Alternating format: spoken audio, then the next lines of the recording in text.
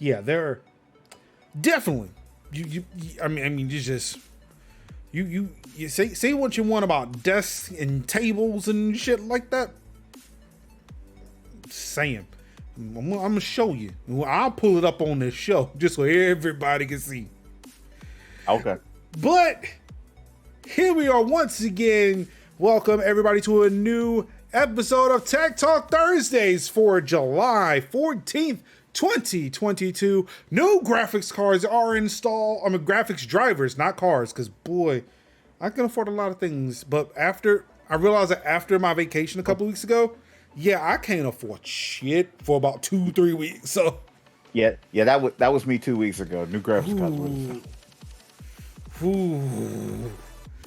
I told my wife, so look, I get paid and I'm still scraping the bottom of the barrel. So look, don't ask me for shit. I'm pretty sure your wife looked at you like, oh, scraping the bottom of the barrel. You say, how did we get here?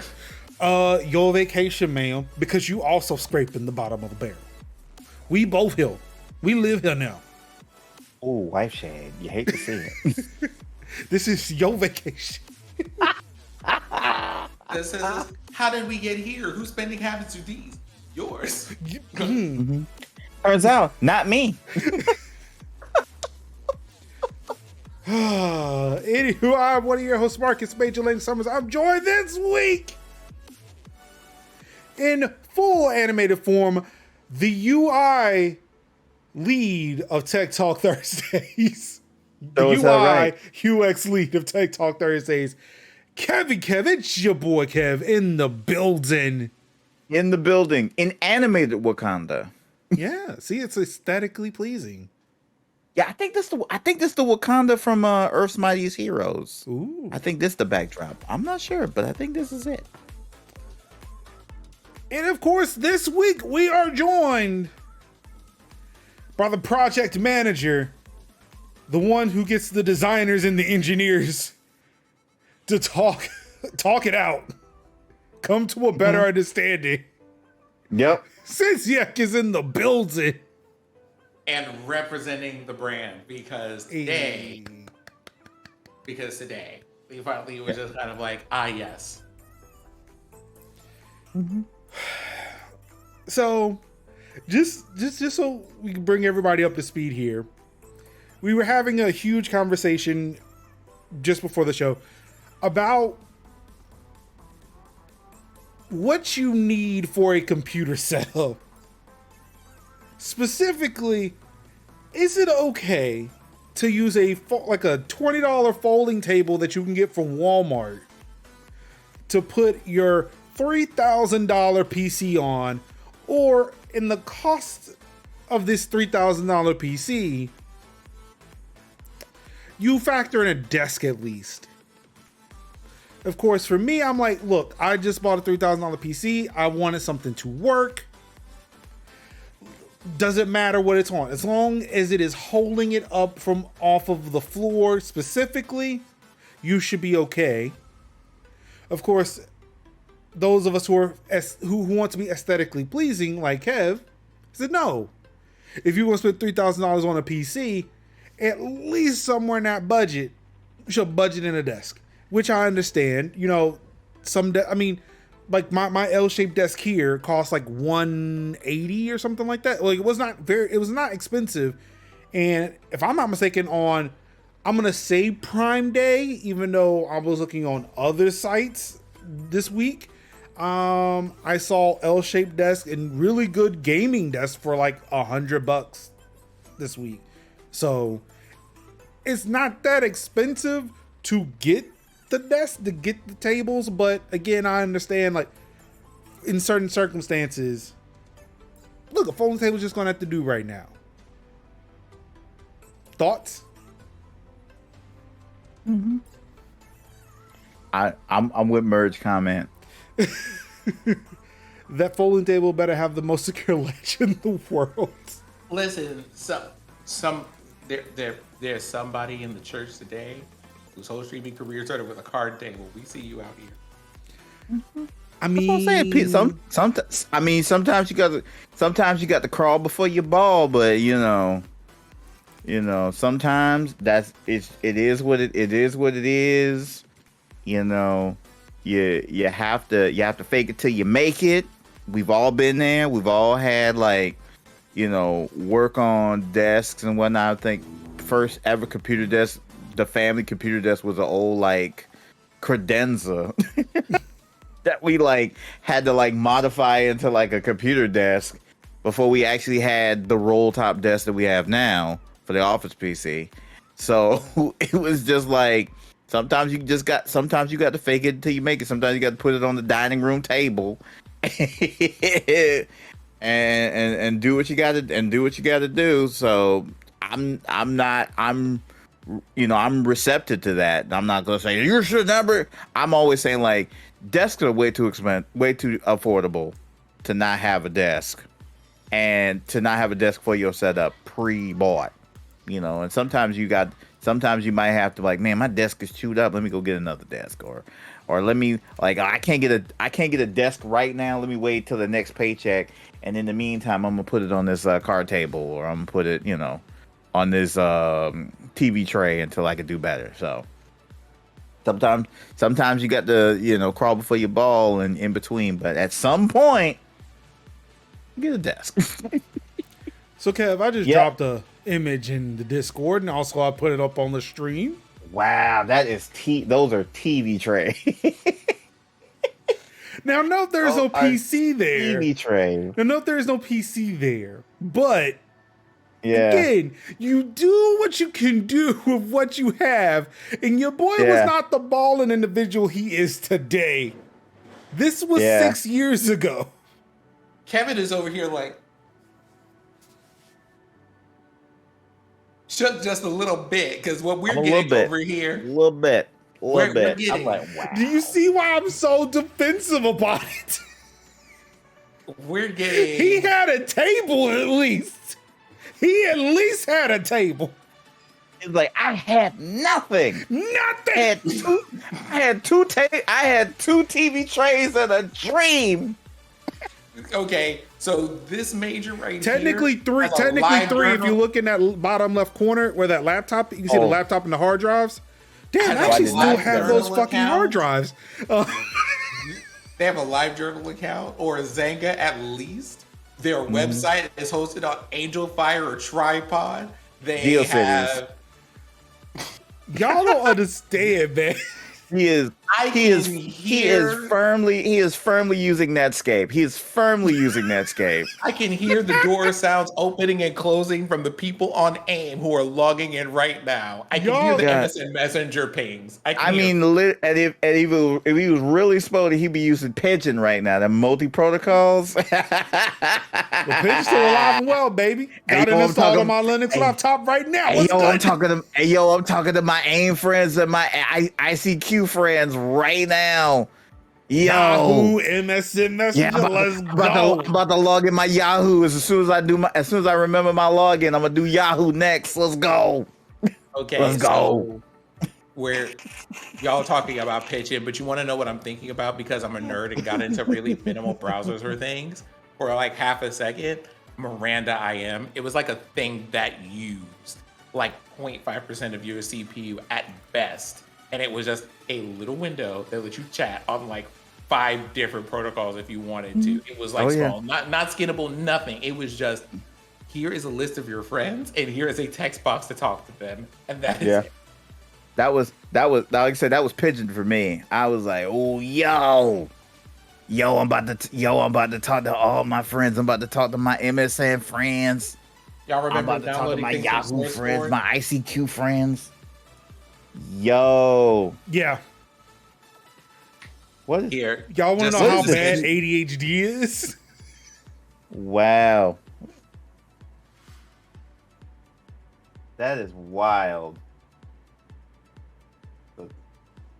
That is a very that's a lot of tripping hazards right there. That's a lot of tripping hazards. You don't go over there. You don't go over there unless you really need to. You come out this way. The door is on the left side of all of this, where it's actually clear. Don't worry. Unless you're not trying to get to that light. Table management is for is for rich people. Oh no. See again, two bulbs, right? You got this low one. All you gotta do, just reach over from here, grab that low one, bring it over so you can turn on that top one. Actually, hold on. I can't tell. This is bachelor life right here. Unfortunately, I was married and with a child at this point. Kaden was definitely born by this point. I would not. Well, no. It depends. I gotta check the date on this photo because Tiffany was at. If Tiffany was not pregnant, she had Kaden by this point. But yeah. Also, you can see. Look. See now. You remember I told you like my PCs will never sit on the floor. There is one of my servers, and then there is Major Rig over here beside the TV. Both sitting on this wooden plank that used to belong to this entertainment center that I took off.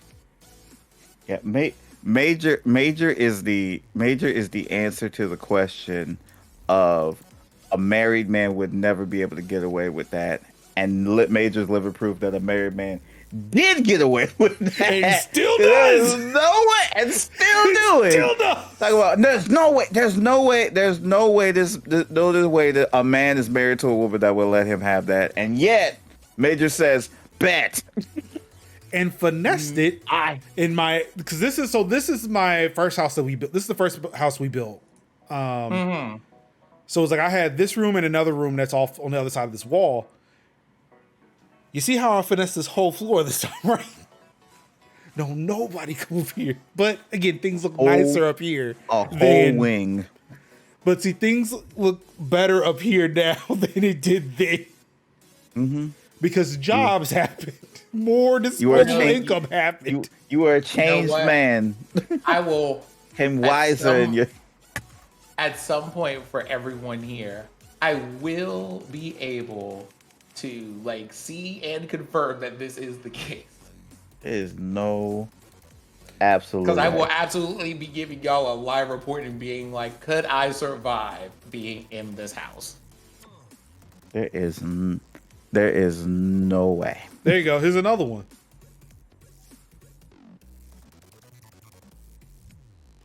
And you see there's an Xbox One sitting on top of a PC now. There is absolutely, utterly no way. And sometimes a microphone. Look, see, a microphone is mounted to a TV tray table. A webcam on a tripod.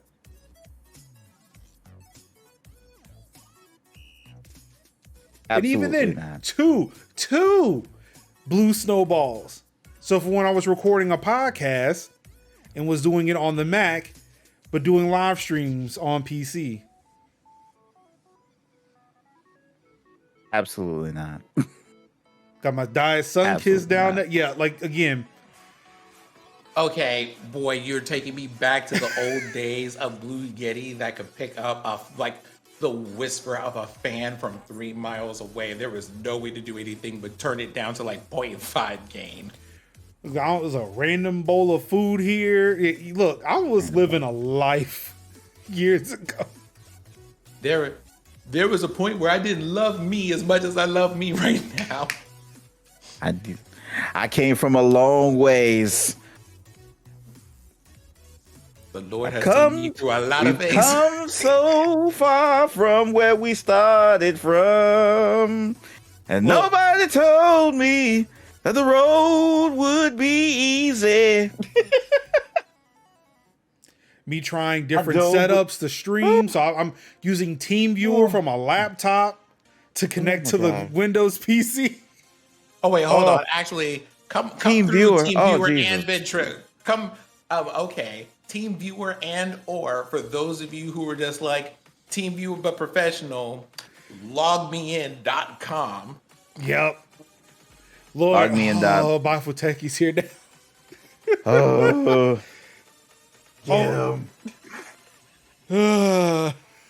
Log me in. So again, like, we could talk about that table all day. Amachi. We could talk about that table all day.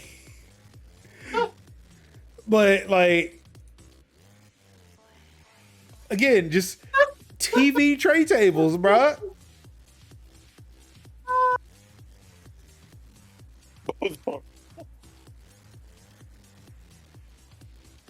But you talk about your history. I ain't gonna judge you for your past, but I ain't gonna judge you for your past, but I'm so glad it's not where you used to be. But you see what I'm saying? Like y'all, like you were harping on this man and his table. I said, I know what that life is like. Now, Major went there. Like, but for the grace of God, that would be me in that video. Mm-hmm. That was me. I was that person. I understand. That's where I used to be. Look at me. I had 3 trays for everything. But for God. I'm just saying. I'm a changed man. I'm just saying. This is almost like the equivalent of like a Peter Popoff or like a camp meeting. Talk about I used to have 3 TV trays to do anything. And then I used the miracle spring water. And now I have 3 computers, 2 desks, a whole wing to myself. Thank you, God. Oh my God. I can't stand you because of that specific reference. God, oh man. Oh, you know, I'm a CK. I'm a church kid. I know them all.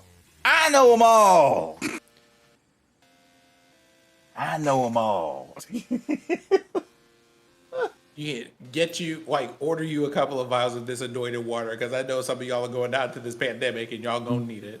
And a literal prayer cloth, which is like an eyeglass cleaner. Now look how I at least attempted to clean it up at one point. Oh gosh. I think since then I bought a desk. I remember now. See, I'm starting to remember that part. Like it was like, okay, at least I remember you had like the desk in front of like the green screen cloth, and I was like, okay, I see that. But you had a desk. And that's why I was like, all right, I see it now. See that? See? I remember. Now you see this table here? Told you. I eventually got that folding table. That was my workstation. Wow. That was where I was building PCs and stuff. I'm trying to see if I can find it. If I can find one. Oh yeah, that's what I use. I use a folding desk to build my PCs. Yeah. Yeah, so because I don't have like workshop. I don't have like a workshop like setup where I build PCs. Plus, I don't build PCs that often anyway. So, so this is just a way for me to sneak in baby photos. So don't mind me. Yeah. Baby boy. Ew. Ooh. Not Major taking us to C/Windows/Major Linux/photos. Mm-hmm. I'm trying to find. There's like the deep cuts. At one point where I switched from using a desk to from using the table to a desk, but I don't remember when that happened. Hold on, is that you in a fedora? Probably. Not you being a neckbeard, Major. Stop it. I mean, red hats. Well, it's red hat. Okay. All right, this is when I started building the first iteration of Major Rig, but I don't think there is any more of me using the wild tray table setup before I bought the desk. Pause. Scroll down. This. No, that's that's Marcus Holloway from Watch Dogs 2.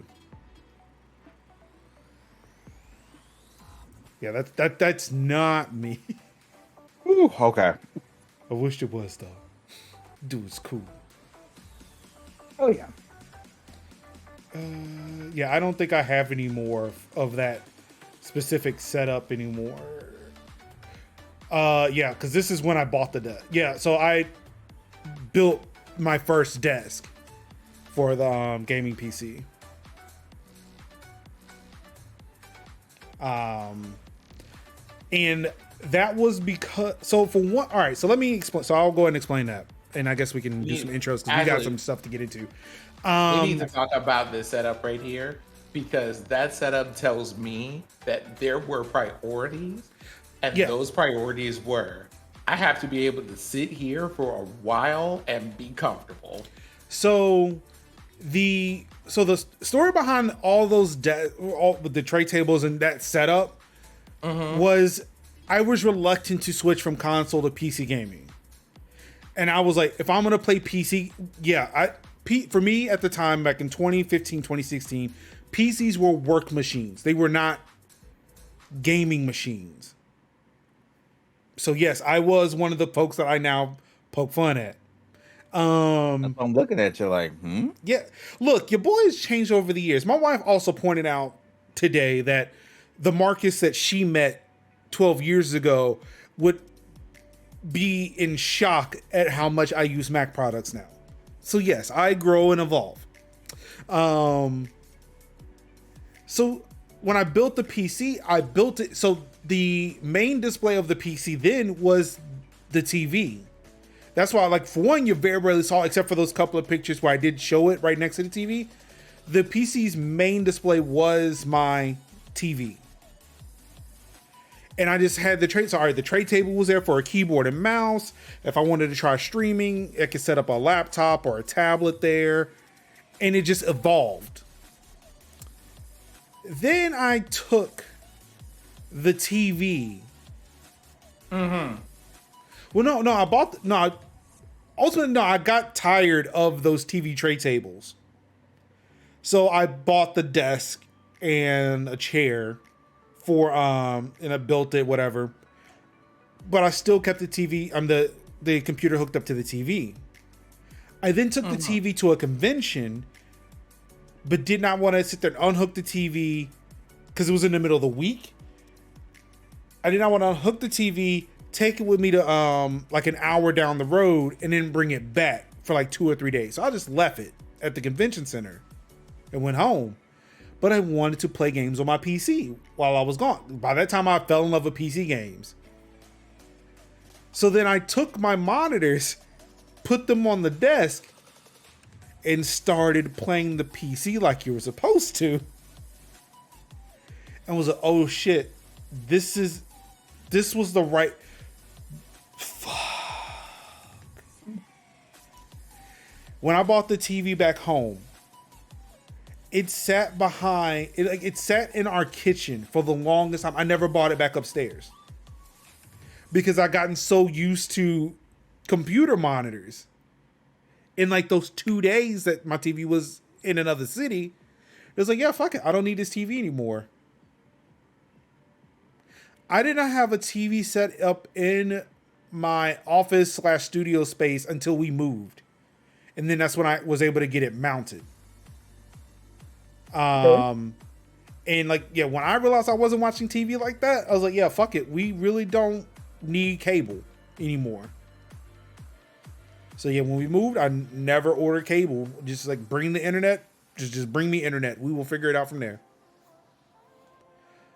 So yeah, like those TV tray tables were set up because I was trying to still play my PC like a console.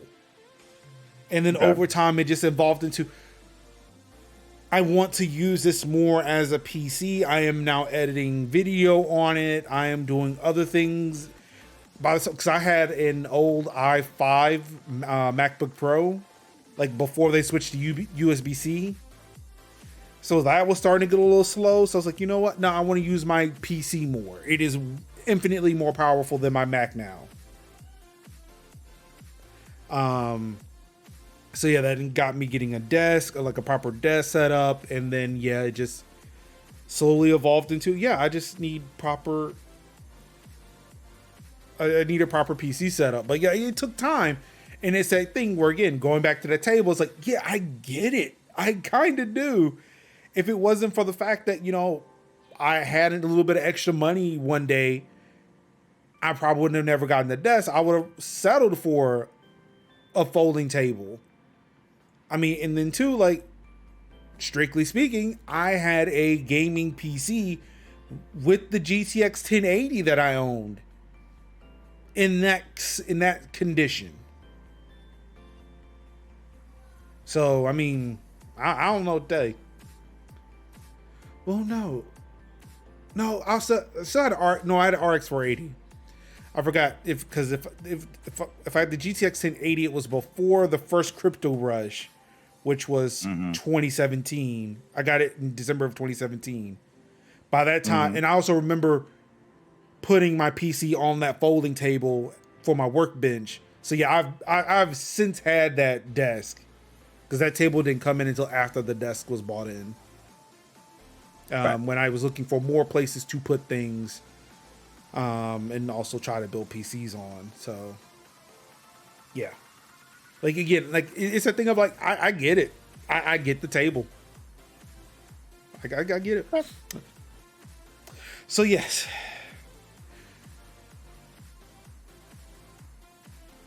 Anything else we want to talk about? I feel like we could catch up, but we took a different road today. Sometimes y'all just have to take the journey with us and understand that this podcast comes with people who have been through some things. It was nice. I was again like I don't mind sharing that stuff too. And again, like, if anything, I'm hoping like it does serve as inspiration for somebody else who is getting into streaming or who are like oh, I don't know if I want to get this PC. Like my actual desk setup is trash. All I got is this dining room table. Like who gives a shit, man? Buy that balling ass PC, put it on your kitchen table, and motherfucking shoot some motherfuckers in some damn Call of Duty. I don't give a shit. You killed me. That's all that matters. Tabitha Brown started in her kitchen, so yeah. So it's like, I mean, do you? Yeah. Sometimes you got to crawl before you ball. Yeah. Like I mean, like my pursuit. I'm not gonna say like it's a pursuit of perfection, but again, like a lot of the stuff I've been doing, studying, and trying to implement on streams have been through these hacky ass ways that I have documented through pictures. And even then, like it still goes through, I'm still going through those iterations now. Whereas like, I know what it was. I know what it was like for me in 2015, 2016 to try to get shit working. Sure, I got money. I can probably buy the solution, but it's a thing for me to still try to build it out. That way I can tell somebody, hey, this is really what you need. You don't need to sit there and buy all this heavy shit. Like, look, if you can get a few USB cables, 2 microphones, and an Ethernet switch, do it. Mm-hmm. Like, LAN parts will be amazing. Podcasts will be great. Like, I wrote a document on how to sit there and podcast on Linux. It don't matter now because the tools have gotten a lot easier, but like I remember having to run fucking commands in a terminal just to be able to get audio working correctly to record a podcast on a Google Hangout. Hello, I'm one of those folks stuck with a folding table, but the PC is off the ground at least. That's all we ask. Just make sure there's just a nice little air, like just make sure your airflow is good. That's all we ask. And that your AIO is turned in the right direction. Oh, that's not gonna happen. But all right, let's get into some tech nugs today. It is a major heavy day. We've got some Twitter news. We've got some Instagram news. And I'm gonna just tease this a little bit for you. For 2 shows straight, Twitch has done the right thing when it comes to their creators. Will they go for a 3rd straight week of good news for content creators? We'll find out later this evening, but let's get to the news. Of course, it's been all over the wire. Elon Musk wants to back out of his Twitter deal. Ha ha. But not today, Satan. Somebody play the Curb Your Enthusiasm music. Again, for me, I'm still trying to figure out why. We already knew. What? I already knew it. No, like Dude is doing were it just for the talking- fucking meme, man. For the lulz. Yeah. Owning the libs. here's the thing, though. Just it's not gonna go the way he thinks, though. I think. In what way? Nope. Well, we were talking about this in the Discord, but I decided today, like, here's how y'all know it's real. You know how sometimes I just come to the show and I just have nothing but the insight that I have on the spot vibes? That wasn't this week. This week, I read the notes prior to this and I scanned that list to see if there were any big topics I wanted to have extra words about. So, Elon, here's the thing about Twitter and Elon. They decided to have all of their arbitration happen in Delaware. And Delaware has a place called, has a court known as the Delaware Chancery Court, run by 5 justices who arbitrate between company things like this. And people specifically go to that court for, hey, this company had a big trade or an acquisition and one of the parties tried to back out. And in a majority of their cases, they rule that whoever tried to acquire things has to go through with the rest of that process. In one case, for example, Tyson, the chicken company, tried to back out of a deal with another distributor, and the court was like, "Nah, you're gonna they acquired a company called IBP, but then tried to back out of the acquisition." And the court was just like, "Oh, that sounds like buyer's remorse. Sucks for you. Finish that acquisition. Okay, thanks. Bye." In another case for a chemical company with Hexion and Huntsman, they were just like, "Hey, Hexion, I know that you wanted to get out of that acquisition or whatever, but run these people their coin and finish that acquisition. Okay, thanks." The only time that someone got out of one was because there was an immediate drop in value as soon as the ink was dry, and they were just like, "This was clearly foul play." So I'm just saying, considering that this is the court that this is likely going to go to, and the person who was on Twitter going, "I think Twitter's just going to see this through," happens to be the chairman of Twitter. I think the court's going to read all of this stuff and everything that Elon was popping off about for the memes and went, "Oh, well, you're going to learn today about that memeing." That being said, I don't know if it's one of the times that I hope the court is merciful, because it's one of those, I want someone to smack the shit out of Elon and be like, knock that shit off and stop fucking around. But also, I kind of don't want it to be on this platform, especially when a number of people have already been like, "Oh, well, this person's not getting the if Elon doesn't win the platform, I'm literally going to close my account." And the people who are doing this are people who are like hardcore just against basic human rights for most people. Like, those people are the kind of people who are just like, "Well, I mean, if Elon doesn't acquire Twitter, I'm leaving the platform." And I'm just like, "Good, please leave." So, dear Delaware, make Elon sweat a little bit, but please just let him go somewhere else. If anything, you should rule that he needs to remove himself from the platform entirely. But so my question with this is, when the one company was able to walk away,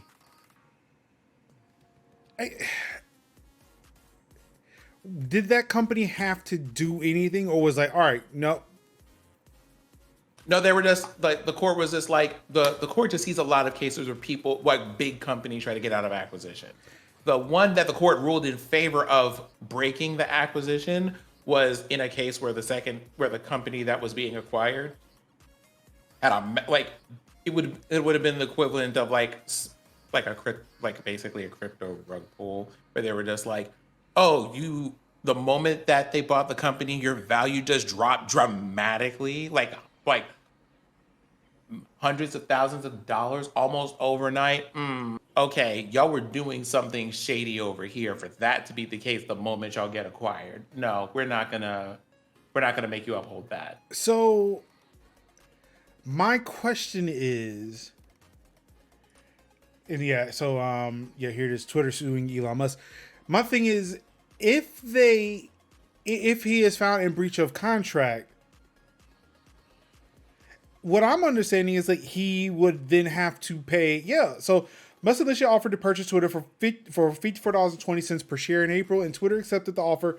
The deal is worth $44 billion, though Musk and Twitter could settle and call off the purchase if Musk pays a $1 billion plus fine and Twitter accepts. That's it. So in the cases that went through where the acquisitions were fired, it was for things like this. The Hexion case, right? Hexion versus Huntsman. It's in the article that you were, well, no, it isn't. I went and looked up the Delaware Chancery Court to see who they were. That's how I found that out. In the case of Hexion, there was one of those. So you put up this acquisition under really particular conditions, and then you did things that you knew were in violation of your acquisition conditions to try to get out of it. No, you're going to go ahead and run them that money anyway. And that's why I'm just like, Elon is in trouble here if that's the kind of precedent this court has for being like. My question is, which money? So the 44 or the 1 billion plus? So I think that part for the 44, the 1 billion plus is going to be up to what Twitter is suing for, because in the cases that I'm describing, the case wasn't that people were trying to settle out of court. They were trying to go, this company needs to just go through with this transition and run us the money for that.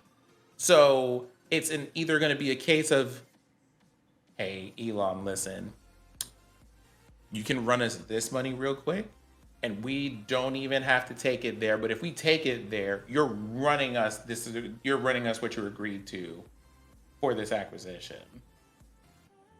Although, what is it?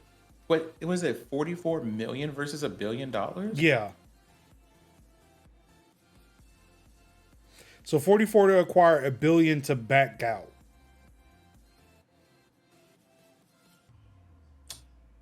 You know, I have to say, it's almost like they're trying to push things in a way that make Elon actually have to acquire this company.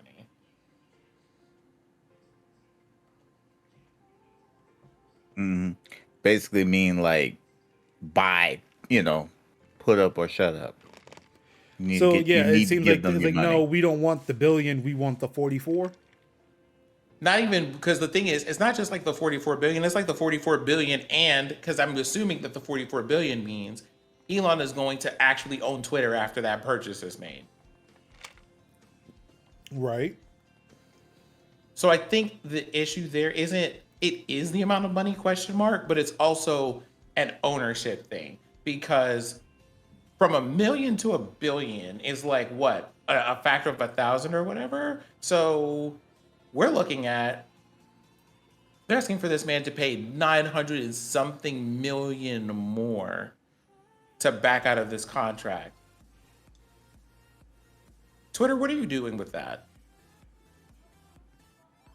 We already know that you're already dealing with things like not having enough users on the platform and being concerned about like the platform profitability long term and all this other stuff. And I have to wonder if that's what they're going to try to get out of him, because it's either you're going to give us the money that we need to pad things up until this company becomes profitable and we can find someone else to acquire it, or you're going to buy it like you said and we can just leave and whatever happens because we don't own it anymore.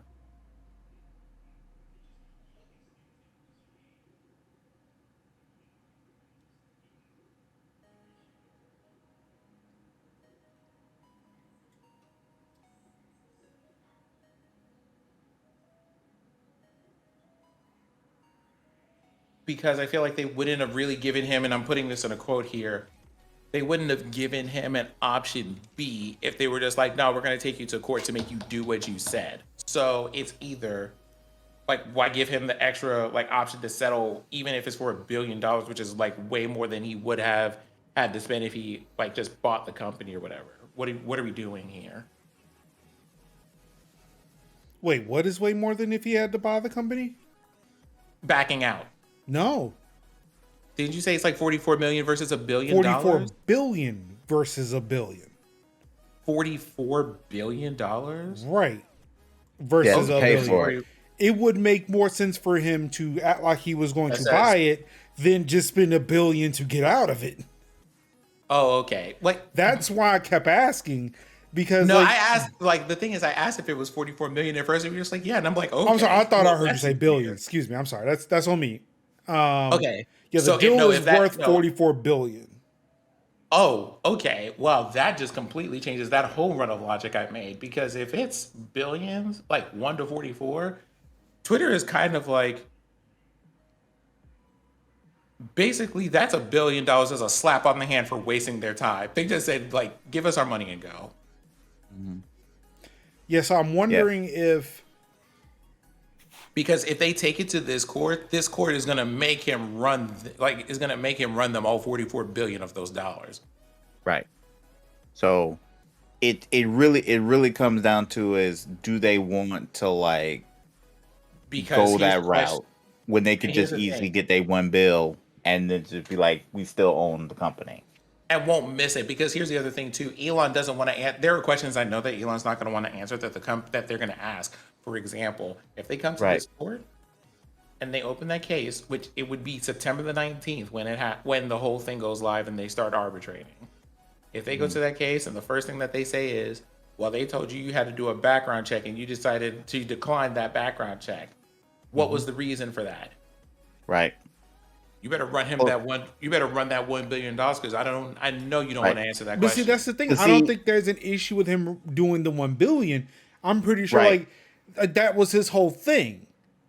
I Right. will give you $1 billion, just leave me the fuck alone. And Twitter is like, no, we want the 44. Right. We want you to buy us. Wait, so hold on for a moment. We want you to buy Yeah, it the because you quote-unquote promised option to B buy it here. and meet our price. So so what we're talking about here, that 1 billion wasn't an optional offer that Twitter provided. It was an option that Elon said, "I'm going to give you 1 billion instead of 44." The deal is worth $44 billion, though Musk and Twitter could settle and call off the purchase if Musk pays a $1 billion or $1+ billion fine Right. and Twitter accepts. Who? Right. Okay, no, the question is, who created those terms? That's the question. I'm assuming Because if I'm that's on the hand assuming of, Twitter. I'm assuming Because- Twitter made that, or I was Twitter's also- lawyers did. I was also assuming that, but the way that Major just said the thing is making me go, Right. Yeah, because I'm reading what Merge says isn't he like Merge says, isn't he trying to get out of the paying the 1 billion because he said that Twitter had lied about the bots. So he's just trying to get out of the whole thing. Oh, He's so you're saying trying to get the whole thing, period. he's Like, trying I'm not to paying you skirt the 44. whole I'm not paying you $1 billion. Like I said, I would have Right. given you 44 billion if this was true. I really want to buy it, but because you lied to me, you are in breach of contract. I don't even have to give you the billion. So then Right. that makes that last sentence I read make more sense. Right. Okay, so it's like Twitter saying like, all right, we're suing you because you don't want to buy us. But you could pay us $1 billion and we'll let you go on about your business. Right. and then apparently he came back with, well, y'all lied about the boss that you have, so I don't feel like I should have to pay you that either. Yep. Okay. And Yeah, if that's the but- case, then yeah, they're just like, Elon, what you don't want to do is have us do what you agreed to and appeal this in the courts of Delaware. You don't Right. want that. Because that'd be like, you promised to pay the court would be like, hey, you promised to pay him or $44 billion dollars. Because And so you the got to court- either pay them $44 billion dollars. Because 'Cause what's you- going to you happen gotta in buy that it. courtroom is going to be, well, they have bots. Well, okay, but unless your agreement with them specifies that there would be absolutely no bots on the platform, and you Right. already bought Twitter knowing that the bots were there, like you agreed Right. to this. It's not like you're a new user to the platform. Right. You didn't just make an account. You've had an account This forever. You know that bots this are out here. So this if you're was a going to, as oh, sorry, no, go, no, go ahead. Go ahead. Finish I was point. I'm going sorry. to say, if you're going to do that and then try to back out of it because of something you already knew was on a platform because you have been a user for multiple years at this point, homie, Well, it's you not. don't run these people they're $44 billion. It's not the fact that there are bots on the platform. It's the amount. It's how many bots per user. Right. But see that also has to be in the contract too. Like that has to be in the contract too because it's a because he was buying Twitter as a as is sale. He wasn't be like, "Hey, all right, I'm willing to meet your price of 44 billion, but you got to make sure that there are only X amount of bots on this platform. Otherwise, we walk." You know? Yeah, I mean, So, because I'm feeling that's what's going to happen is the court's going to go over there and they're going to hear that case and go, that's understandable. But also, if that's not what you agreed to before you decided to say, I'm going to pay you this money, then you're going to have to pay them this money and deal with that right, problem on your own. right. Or you could Also, just or it's basically like the equivalent of you can either pay this 1 billion penalty and walk and go about your merry way trolling people on the platform. By the way, I think they should take his check mark away, but that's on me. Number two, or we take you to court in Delaware and you gotta pay us 44 billion, and you take this thing off our hand, you take this hot potato off our hands. Either way, you gonna pay us, and it's gonna be you gonna pay us either way because you didn't stipulate, oh, this, that, and the third and bots, and you didn't let your lawyers know. You pretty much let it be known on Twitter. So this is smacking a bit of what they like to call fruit of the poisonous tree. So kind of played yourself. So yeah. Mhm. I don't think my man had that 44 billion. I don't think he did. No, he financed it. Mhm. Yeah, they said he did not have none of that shit's liquid. But Fine. he was able Yeah, to you finance said. that. Oh yeah, you said the word finance. I mean, but when somebody's making an acquisition, it's having to go through a bank. Nobody has that much liquid cash on them. Microsoft. Even they don't have that shit liquid. But all that's going through banks and That was SEC cash. and shit. Was No, cash. wait, no. Well, Microsoft maybe. Now that I think I That's think what I'm Apple saying. has that cash. Yeah, Apple has that cash. Microsoft has that cash. Not many people have that cash, but there's something to do. Yeah, There's something to do. he definitely did not. He did not have that cash, and He's so he's good. He's financing it. good. Like he's technically good for it, but yeah, he ain't that. He ain't that liquid. Right. Plus, plus it's gonna open up the SEC. SEC is gonna be like, hey, we need to have a talk with you about that. That's gonna ask a whole lot of questions. And the one thing that we have already known that a lot of times is billionaires do not like to answer a lot of questions. No. They don't like a lot of questions. They really don't. So when it's like, when the jokes and the lulls start being serious, it's like, oh well, Twitter lied about the amount of bots that was on the platform. Ergo, I'm not gonna buy it. Yeah, So we walk. Part of me wonders, and I still feel like it was more for the lulz than anything else because he owned the libs. But another thing too is like, did shit hit the fan in a way towards like, oh shit, I really can't do this.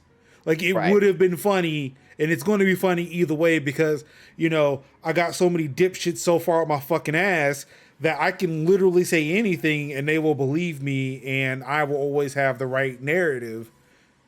Right, because even if he has Or even if he has to pay the bill, he's still like, even if he has to pay the bill, he's still like, I paid that bill, but I showed Twitter, you know.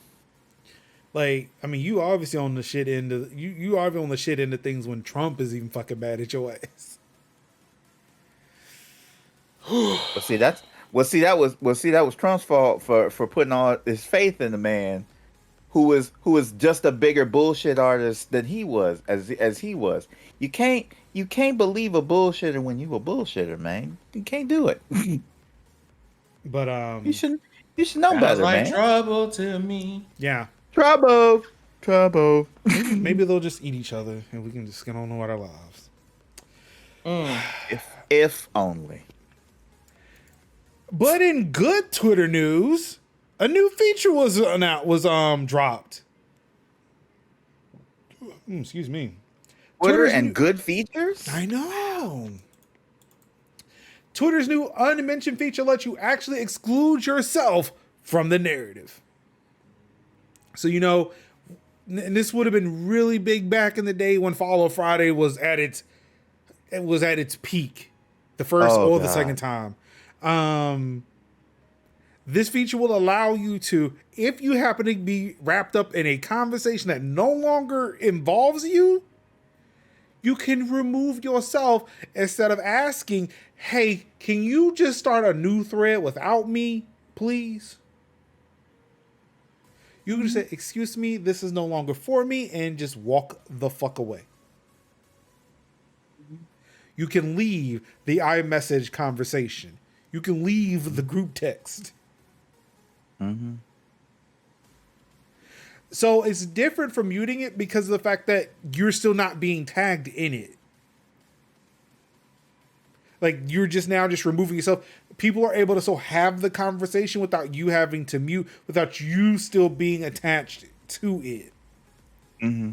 You basically could just be like, yourself. Oh, this ain't got nothing to me. Just like, it's like you get up and grab the coats and you just be like, I'm out the conversation. Sheila, let's go. Christina, right. The bags. Christina, get the coats. I'm out this mug. It takes your name out of the complete. Yes, that's exactly what it is. Because like if you mute it, you're still a part of that conversation. You just don't get notified of it. Right. But with this one, you take yourself out completely. You ain't got nothing to do with this. Just they can keep on over there. You are here. Right. Especially when it's like, hey guys. Basically, the untag me before you say something embarrassing. No, you know what? I'll do it myself. There you go.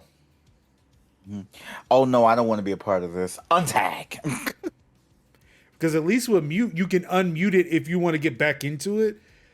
Right. It's more or less like, hey, the mute the conversation feature was like, hey, if this is just going off too much while you need your phone to be silent for now, and then you can unmute it to get back into that conversation. But people were using it to leave the conversation. Was like, okay, well now we'll just give you the option to leave. We see what people were using this for. We don't want you to use it that way, so we'll actually create the feature you're looking for while preserving still preserving the original feature that you were using. Mm-hmm. And again, that's another bucket for me. It's like, yes, give me the literal thing I'm asking for, not this other hack, which is ironic because that's what I do. I tend to remix and hack things instead of actually just getting the thing that would totally solve the problem. Instead of buying a table, I use TV tray tables. Not anymore, though. Not anymore. You're in a better place now. Which is, you know what? I was about to say that, well, I do still use the TV tray table, but you're right, I don't. I've since replaced the TV tray table with another desk that does not go with anything here because it is fucking teal as shit. It is like one of the brightest things that is not a light in here. Like, hold on. Does it show up better? Well, it barely does. Yeah, so if you look here,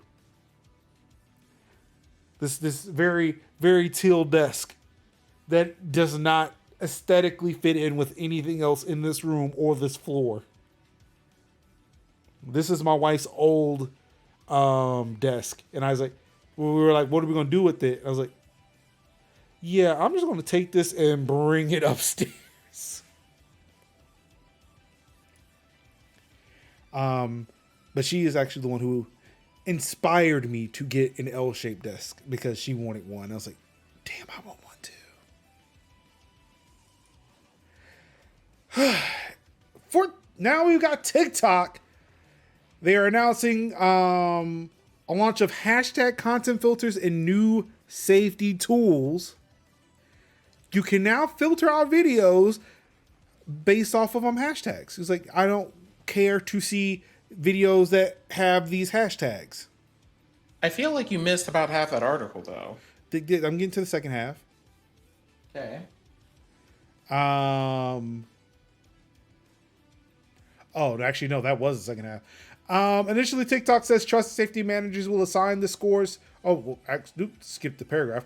While adult content is banned on the platform, TikTok says some content in the app may contain, quote, mature or complex themes that may reflect personal experiences or real-world events that are intended for older audiences, end quote. Content levels is designed to classify such content and assign it to a maturity score, which will keep it from being seen by users aged 13 to 17. So I'm curious about what the end result of that particular change is going to be, because I can see that being both a good thing and a not so good thing. So with Verge. Yeah, so essentially they're saying like, hey, there are some things that maybe we don't want our younger audience to see, so we're just going to try to level that up a bit, kind of like, because I think like they compared in its finished version, the system will ultimately allow creators to classify their content similar to the way movies, TV shows, and video games use age ratings. Like, that's what they're getting to. Well, I mean, I see that, but also you have to also look at things where it's very interesting, the age range that they reference for the people that they're trying to block from that content, because there are also a lot of people in that age bracket that are making the kind of content they're talking about on that platform. Yep. So that's why I was asking me about my age the other day.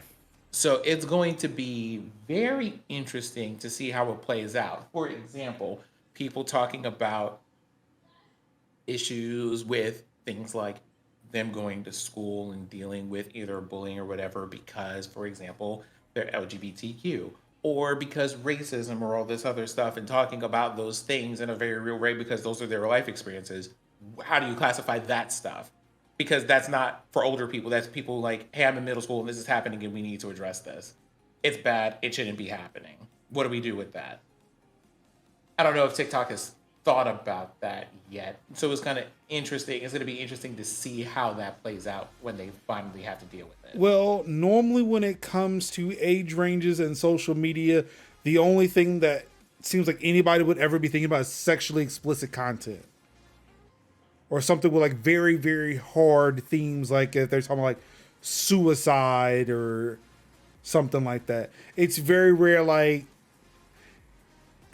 it's very rare that it's racism. I can see how sexuality and identity will fall into the sex thing, and then like hearing somebody's experience about how they are a part of the LGBTQ community, and then that like in how it's like, hey, almost like the It Gets Better campaign for however good or bad that was. I don't know, because again, was not in that space. But for however good or bad that campaign was, I still say ultimately like it was allowed to have younger people kind of see themselves in the narrative.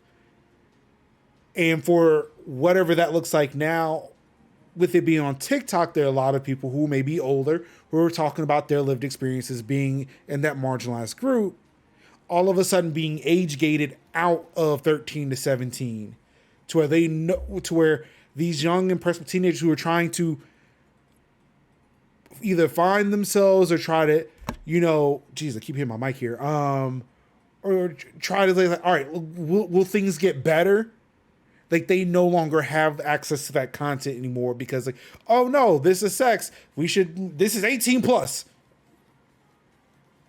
You know, it's very, anytime someone puts limitations around like not people who are doing like awful things, right? Like we know how we feel about those things, but people who are talking about like real world issues and things like that. And there is always a gray line whenever they say real world issues for things, because it's kind of like, how far are we going with that before it becomes invisible to people?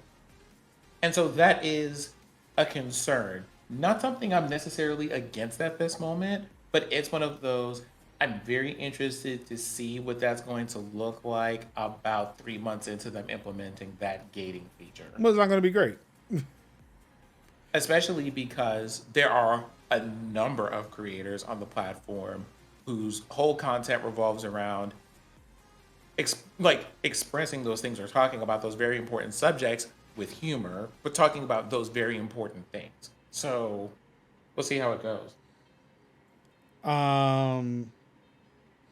But yeah, then there's the other thing too about, being able to curate your For You page and what you see on TikTok based off of hashtags. Like Merge saying, looks like I can ignore all the movie spoiler hashtags. For me, it's like, I want to see what I can do if I start filtering out content that is using like Tide Pod Challenge or like Fenty Bag giveaway on a video about a Stream Deck. The random hashtags. Thank you. Yes, those like where like they're trying to get onto these popular to like, get as much exposure as they can. Like, you know what? No, fuck you. I hate that because you've now just littered the bottom of my screen with all these random ass hashtags that I do not fucking care about. And if your important bit, if you feel like it kind of goes back to a couple of tweets I made earlier this week about people who think they understand how the algorithm works, as if all of a sudden this random person who fucking bags groceries at Food Lion became a computer scientist overnight because they have a decent following on Instagram and they think that they can tell you how Facebook wrote their algorithms to surface content. Mm-hmm. That's not how this works. If there was enough time for you to write a blog post or shoot a Instagram reel explaining how the algorithm works, they have since changed it. Mm-hmm. To where whatever you are telling me is no longer accurate. Right. And the confines of shadow banning. Which like, again, guys have been shadow banned, guys. Which is a weird thing because like, and I guess I would need to know what the definition of a shadow ban is, because it almost seems like a shadow ban, when I hear it, it's almost like somebody deliberately doing it. It's basically when you're not banned off the platform, where you're still able to make views and make things, whatever. But it's the algorithm working against you, as opposed to, instead of like pushing your content up, the algorithm supposedly pushes your content, buries you on top of other people's content. Which again, I would say that's bullshit. I don't agree with that. It's not. It's shadow banning. I'm sorry. Go ahead.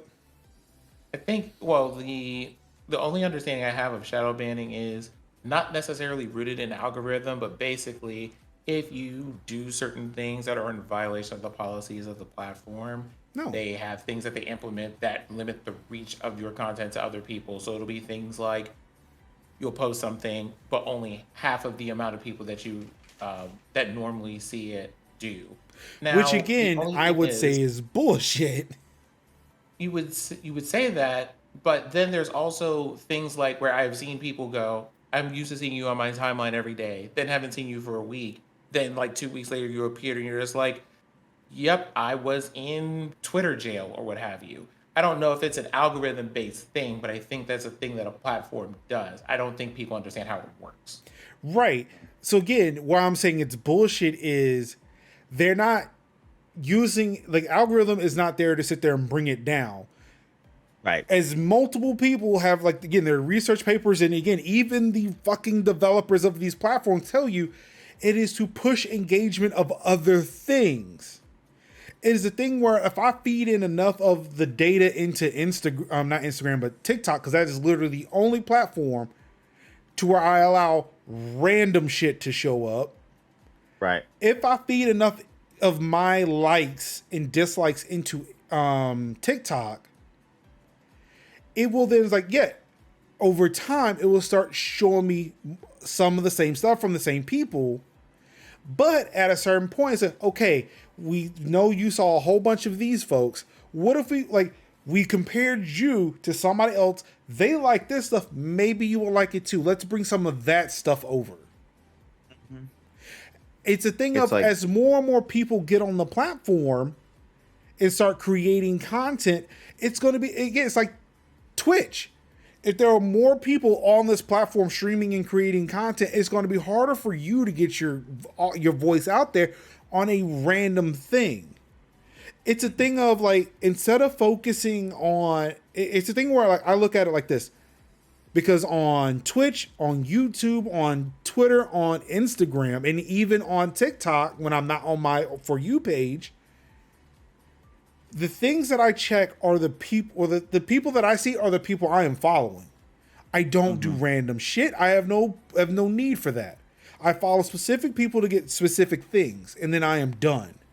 TikTok is the only one that I don't do that, and even then, their algorithm is good enough to where I don't even follow people. I don't follow as many people on TikTok because I know that every so often I'm going to see one of my favorite creators on the For You page, whether I'll follow them or not. Mm-hmm. So again, it's not a thing of these algorithms are pulling people down. It's the fact that, I don't know, they just want to show me something different. You just won't own and popping today. You had enough of the sunlight. You had enough engagement that, sure, let you ride a couple of videos, but okay, that's enough. There are more people here. We need to give them time too. I think it's that, but not just that, because of stuff like what Jerry Bunn is talking about here. Because have seen, like, people go, how did this happen? With all of the stuff that she's just described. Now, I have seen the common stuff. Now, again, I ain't got no answer for that. I do, but again, it's a thing of, like, I can see that needle going towards apologist levels again. So it's like, I can give, system administrator, oh no, platform broke and thing. But I understand. I've seen those examples. I think platform definitely breaks. But I mean, let's not talk about platforms that broke. 2 of them broke today. Because there are, well, I think the part that I hate about talking about this stuff with these things are, we already know. Everybody here, everybody listening, because I know that y'all are in tech, y'all know that there are, in fact, some forms of artificial intelligence which powers things like algorithms and all this other stuff that are very much the kind of stuff where it'll just surface things or do things or handle things that are pro certain things or anti certain things. Due to engagement. But the only people who really see them are people who, like, most of the people who see those kinds of things end up, unfortunately, being marginalized people. And so it leads to weird things like this, where I tell you, hey, I don't think the things that I'm doing, which normally have X amount of reach, are having X amount of reach. I haven't done anything major or different. I didn't change anything. I don't know what's happening here. And it leads to this weird thing where you talk to people, they're just like, are you sure you're not just seeing things? And you're just like, no, I'm not. Here's a comparison of things. And so you have, like, tons of people who just do weird things, like comparing what happens when you type in certain keywords, what happens when you do certain searches, what happens when you do, like, search for if you search for beautiful women on Google versus beautiful Black women on Google. Like, it's like, now, then I will say, like, of course, with AI, especially when it comes to search engines. Yeah, it's Right. a thing. It's a thing of yeah. you only get out what you put in. Right. I just don't think that we're at I don't think we're at like the Viva Rock Vegas part of the Flintstones Viva Rock Vegas, where we basically pulling a giant switch and it goes from win to lose, and then the platform just like stops. But yeah, I mean, but there is some bias But in these. Yeah, but there is bias in these neural networks because of who's building them. Mm-hmm. And that part right there is, I think, that's when inherent bias comes up. I think it's the bias of what's being built that then feeds into experiences like the one that Jerry Bun's talking about. And in the middle of that is this big gray area where people just know the rules have changed or things are not working and I'm not sure why. I just know that I'm on the short end of the stick for this experience right now. And see, and like I would agree, but then it's that same point too where I see not necessarily black folks getting that short end of the stick. Like there are definitely white folks who will say the same thing. So it's like, oh, I mean, I'm absolutely not saying it's just them, but like it also happens. It happens a lot. Yeah. And I think it's one of those, it's a difference between us understanding it happens, but we're not sure why it happens versus people who just go, the thing that you're talking about is not a thing that happens. It's not real. And that distinction is important. Mm-hmm. And it's like, yeah, like it's not me sitting there trying to gaslight folks to sit there say that, oh, like it's not real, like you're not being shadow banned. Like, no, it's not that. What I'm saying is like I think the concept of shadow banning is bullshit, but there are other things that are contributing. You are not wrong in which, yeah, all of a sudden you drop off, but it's not because you're being shadow banned. It's because of, again, the neural network biases. It's just the fact that maybe the algorithm just wants your friend that day. Right. And sometimes it's the thing where I tell people, especially like when Twitter allowed me to lock in chronological tweets again, or the fact that TweetDeck is a thing, the fact that Instagram finally bought chronological posting back, the fact that you do have a friends feature and you do have a following tab in TikTok. Use that shit. If you are not seeing your favorite creators surface, switch it to chronological. Get off of the fucking algorithm. Well, follow your creators. Get off the algorithm. That way, you are sure to get that stuff on YouTube. Make sure you subscribe to the channels you watch. On Twitch, make sure you subscribe or make sure you follow those content creators. Turn on the bell. You get notified. I think some of that is where you're talking from the standpoint of a person who's just like, hey, I'm not seeing the people that I like on my For You page. But the other side of that is, hey, let's say that I'm your fave. Like, you know, if whatever. It's also, I'm used to seeing Major over here a lot. I don't see Major right now. What happened? Because I'm assuming if you're like subscribing, following, or whatever, that means that this is content that you wanted to see more often. Where did that interaction go? When people talk about being shadow banned or whatever, never minding that word, that's usually what that is. Yeah, I mean, and it's the thing with TikTok too. Like, if you start following somebody, the person you were seeing them, like if you follow the person that you were seeing a lot on the For You page, they do disappear. Because then now they're on that other tab. Because for one, and that's one thing. Like and that's the other thing too. And this is where and I'm putting this here in this is the concept at least. The concept of shadow ban is for a couple of things. Never, like, if we put the algorithm aside, let's just talk about the plain functionality of, I have decided to follow somebody intentionally, went to their page, looked at your stuff, found the follow button, went to the page, found the subscribe button, went to the page, found the notification button. If they do stuff, I want to know. And at no point should your platform make a decision for me to not know when I have intentionally made a decision to know and be informed whenever the person I am following does a thing. It will give you a notification on your phone. Well, because they've really gotten good or bad, about giving you a notification on whether or not a video has been posted. There is a red little indicator on following that says, hey, there is new content from people you are following. You should watch this. Like, it's a thing of, there are multiple ways of doing it. And this is one thing why I cannot understand my wife doing this. Like, she follows people on TikTok, but never goes in that tab. Mm-hmm. But then, I don't think she cares.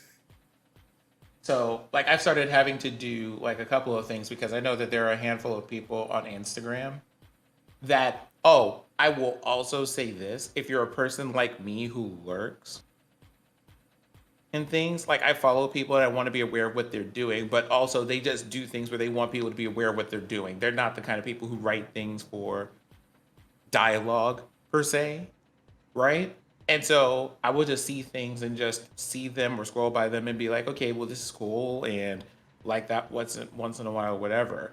I will tell y'all, if you're the kind of people who do watch things and you lurk, if you lurk and don't like actively engage with things, stuff will just disappear. Not because you're not following these people, but because you didn't like or retweet or comment. It's that engagement. Like what sends things to the top is that engagement. And that's not on every platform, but I can tell you that is a thing on Twitter. That's a thing. No, that is definitely a thing everywhere. I mean, the thing is, and I say I don't know if it's a thing everywhere else because I did not test that everywhere else. Oh, I no, just know that's a thing on Twitter because that's a thing that happens to me. They tell you it is a thing everywhere. It is on Twitter, Instagram, Facebook, TikTok, YouTube. So I literally didn't use Instagram again until they gave us back the chronological feeds. Instagram, you were always 4 hops from workout videos. How? I don't. No, like me, I'm running into them all the time, and you want to know why. I think some of it is some of it is the networks that they build around this. But if you like things that I will run into, people who sing, people who dance, people who like do. Is this on the Is this on the Discover feed or something? Mm-mm. It's a feature for, there are 2 things. It's the Discovery and if it's Reels. Reels will just serve you content that seems to be related to. Oh, okay, yeah. I again, like for me and TikTok, it's like people I follow, I'll watch the Reels that either they create or that they share through a story, and that's it. But like I got TikTok for random shit. Yeah, I'm never scrolling through Reels. I don't have a TikTok, so that's a thing. Yeah, okay, that makes sense. But like on Instagram, when I'm scrolling through Reels, it'll just go, if you like this, and you'll probably like this. So I get a lot of, sketch comedy, get a lot of people dancing, get a lot of people exercising, people singing, and people doing like arts and crafts stuff, and the occasional motivational speech. So Merge, Meta is trying to tell you something. I don't know what, but Meta's trying to tell you something. But you know something, Merge, I'm right there with you because that's like forever me. These people will be out here just like, you too, your forearms too could have 8-packs today if you do the following, and I'm just like, no, I'm good. While I'm sitting over here having my 3rd Uncrustable for the day. Anyway, please. I'm just trying to be less fat. I ain't trying to have no 8-pack or. I just want to be less fat. I just want to jiggle less when I dance. Look, I want to trade in this big keg for a smaller keg. Mm-hmm. Mini keg. Yeah. So back to TikTok. So the thing that I really am excited about with all this is being able to filter out a lot of these hashtags. So a lot of these hashtags where it's like people who are trying to get the most views because people are looking through these hashtags like Macy One Day Sale, Fenty Beauty Deluxe, or some other random ass hashtag. I want to take those out. I was like, no, if I want the algorithm to serve me the content I want to see, but without I want everybody to see this. It's like, no, I want to feel like you're making it for me. Like I am here to watch content. It's like, all right, you appropriately tagged Android, you appropriately tagged Apple or Linux or Windows or Mac, or comedy or some shit. Uncrustables are here.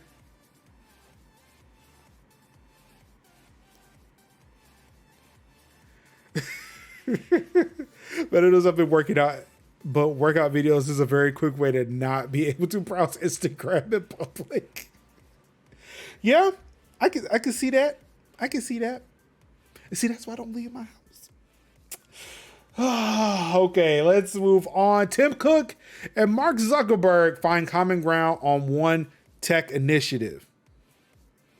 Now, I did not include this story to talk about Mark Zuckerberg and Tim Cook.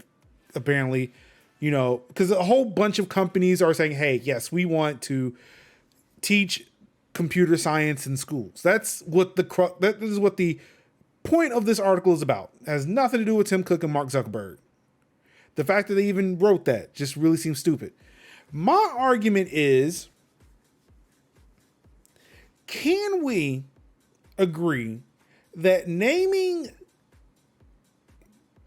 this avenue of learning computer science is not right?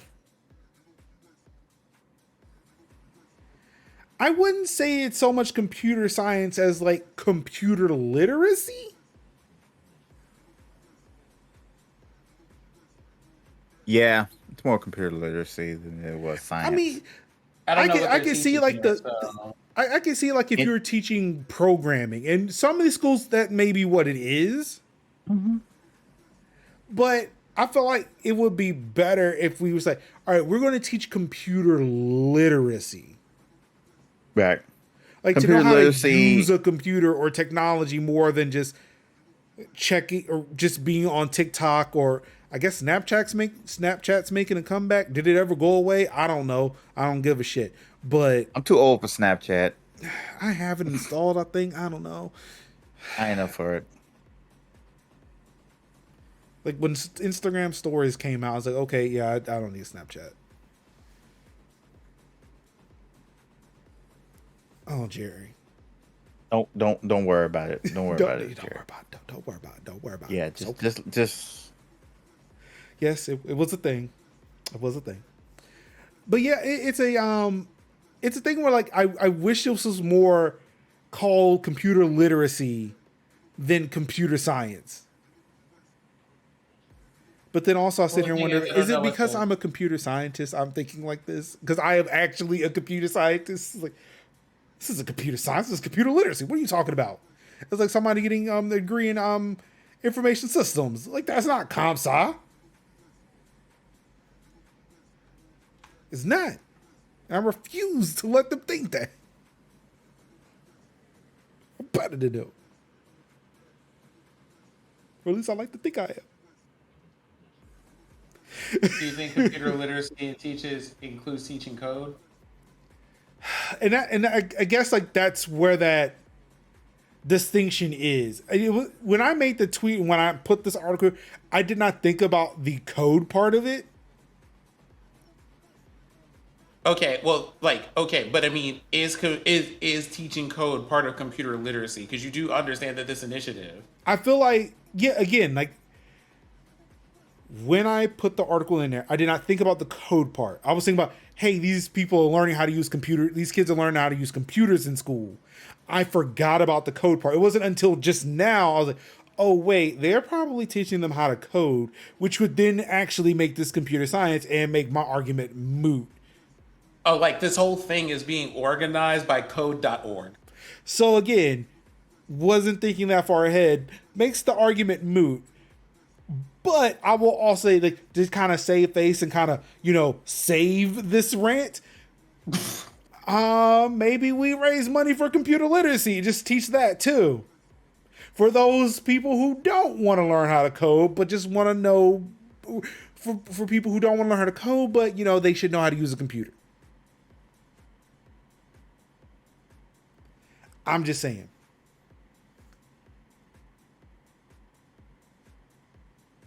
Now, I will leave the hill. I'm just going to find a smaller one to stand on. That will say I am standing on a hill, just not the one that I was originally on. See, I learned. I learned today. I'm gonna move on because we got more Apple news. Jony Ive and Apple are no longer working together. Gasp.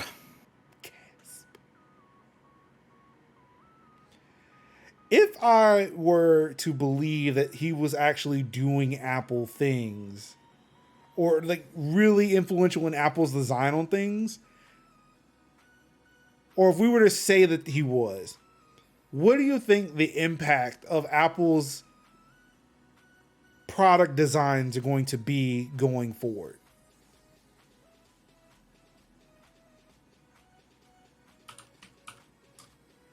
Either emulation of the style or probably back to the back to the old weird designs, basically pulling from the Steve Jobs book. So we're going to get Next again? Possibly, because Johnny Ives was the whole like architect when Jobs was alive.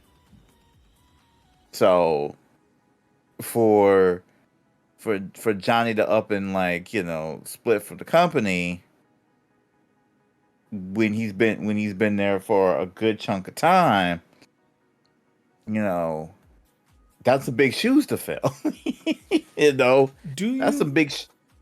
Do you think he was responsible for the Magic Mouse 2?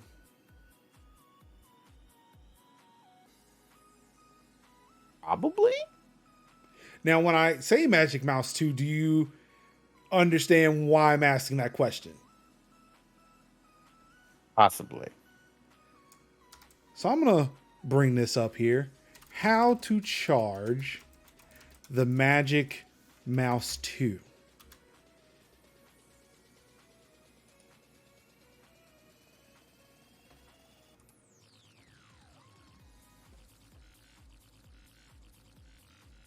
Oh yeah.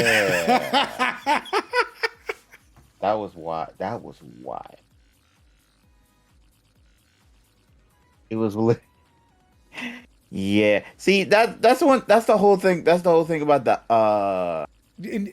Apple thing. I'm gonna let you finish, but I just want to put this. This is still their latest mouse. Yeah. They have not updated this. As you can see, the Verge article, it's 2022 and the Magic Mouse still charges from the bottom. This is still the mouse they ship. Mm-hmm. You cannot use it and charge it at the same fucking time. Because there have been my two it's really like weird to me that a mouse would not be like to have key wireless charging in it. I need to make a note somewhere. Wow, see, this article is a fucking mess. Oh my god! And you actually read the article for it. And I bet that's a lightning. Yes, it does use lightning. So I now read it's the like article and a follow-up article. Yeah. So that's weird. That's weird that you wouldn't be able to like at least like plop it like, oh, I'm not using it for a while. Let me just plop it on there when I'm not using it, take it off, use it, charge it. Cause see, my thing would be, wireless charging. Cause there are some mice that charge through wireless charging that have like enclosed rechargeable batteries. And then all you have to do is either you could put it on a wireless charger or what? Oh, that's even worse. That's even worse. But yeah, look, they make docks for the Magic Mouse too. That's terrible. Okay, now is that one like the wireless? Oh no, that's the dock. Okay, no, there's a light there. Yeah, there is a lightning port. There's a lightning connector right there. Like, wait, Wait, is that? Oh yeah, yeah. That's where There that's is terrible. no wireless charging on this mouse. Yeah, that's terrible. Cause see, and that's the thing though. Like, I don't know. I don't know if that. I don't know if he would be responsible for that. I think somebody made a call over his head. But there are literally places you could have put that lightning cable. I've used one of these. I didn't own one Yeah, when I was working at would. Yeah, Pivotal. you. When I was working at Pivotal, the first mouse they gave me was a Magic Mouse. Like they fucking gave us like the MacBook, the Magic Right. Keyboard, and the Magic Mouse. Yeah, I've seen some where you can kind of plug it in into itself and you can charge it, but then you can still use the mouse. It's like you can use the mouse wireless or wired, Let's see here. I am and it going to charged. find. I think Yeah, that thing is a ergonomic nightmare. Yeah, 502 and it's wireless. and it yeah it that's gotta be rough Oh on your wait, no. hands because that's gotta be like rough on your hands because it's like a mouse itself would be like this, you know, where your hand see how your hand like fits over the palm, but with the Magic Mouse it's almost like this, and so there's nothing. It's like you and then it's like nothing to hold, and then I know if you're using it your palms might get a little sweaty, and you know your hand slips Yeah, out, the mouse slips that out of your mouse is not hand. fun to use. Yeah. Like Now, that when I was at master. Pivotal, we had one Magic Mouse 1. Mm, And my friend and coworker, he was the one who had it. When right. he left, because coincidentally he went to go to Red Hat. He went Hmm. back. He also went back to Red Hat. When he went back, he didn't need it anymore. It wasn't his. It was the company's. So nobody like I was using a G502, a wire my favorite gaming wired mouse. I bought one for the office and I was using that. But when he left, I went over to his desk and before they hired somebody else, snatched that off his desk and said, "It's mine now, boy." My mouse. But yeah, My like yeah, for my Macs, I use the Magic Trackpad 2, which again lightning port, but again, I can still use it. The Magic Trackpad 1, the one I had at the office, uses 2 AA batteries. Now now I have this mouse for work. When I bought the MX Master 3, I love this mouse. Oh, I love the masters. The MX Master mice. Oh, Those are look, really good. I got the keyboard. This is my favorite Mac keyboard, the MX Master, the MX keys. Of course, they've got Mm-hmm. they got the 10 keyless keyboard and mechanical. We're not here to sell that. But yeah, I bought the MX Master 3 for my work from home setup. Wireless mouse, USB-C in the front. Plug that motherfucker in. Just plug it to charging. You have to plug it up to the laptop. It still works wirelessly while just charging. It's amazing. Right. I'm looking into picking up or making my gaming PC setup wireless. So I'm gonna get a Logitech G915 wireless keyboard and a 502 wireless mouse, which also uses USB Type C up front. But with those, I'm not sure if the 502 wireless does it. But let's see here. Logitech wireless charging mouse pad.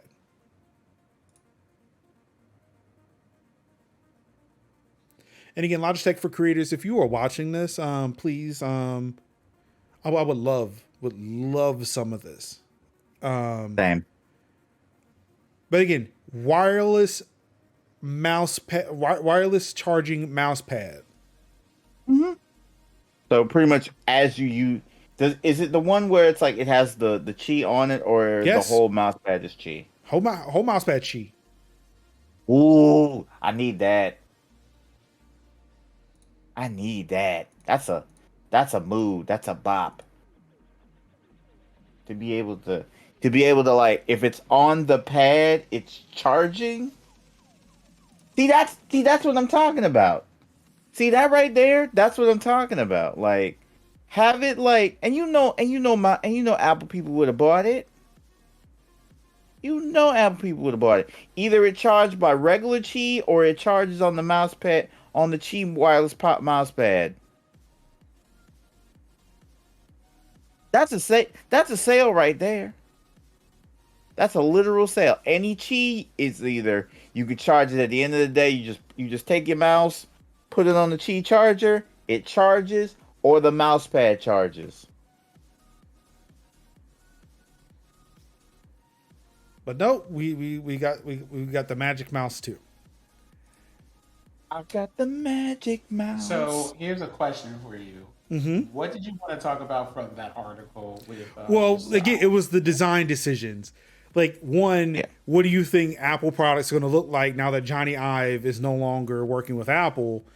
Two, do you think Johnny Ive was responsible for the Magic Mouse too? That's how we started getting to talk about mice and their designs and. Mm-hmm. Probably. I would probably say like definitely a bit more basic. Yeah, I think they will. I think things make it a little bit thicker to Yeah, chunky. do more. Right. Like I would not be surprised if the Mac Studio is as big as it is because, okay, we just Right. wanted to do more, and we really could not make this thing as small as the Mac Mini. we would probably get more back to maybe the bit of the chunkier Macs of 2013, 2012. I wouldn't mind seeing it. Like Just give me because I think ports. Give me Yeah, ports. 'cause at Let me least- put just yeah, bigger give me- storage and things. yeah, give me some cheap give us like USB few USB Cs for power delivery, and then just give us like some USB A ports and headphone jacks. I think we'll be fine with that. MagSafe. Shit, I mean, my thing is just don't solder shit. Let me open shit up, upgrade some parts if I need to. Right. Well. You know how Apple is. Again, it may be because of him. So no, Could be. we will not disturb the pure piece of aluminium for you to update your own hardware. Wait, Ruin, don't you have the M2 MacBook Air? Wasn't that the one you were ordering? I don't have that. I still have the M1 Max MacBook Pro. I want that really dark blue MacBook Air, but no. No one checked the review. I've been hearing okay things about the MacBook Air. A lot of people just have been questioning why does that MacBook Pro exist.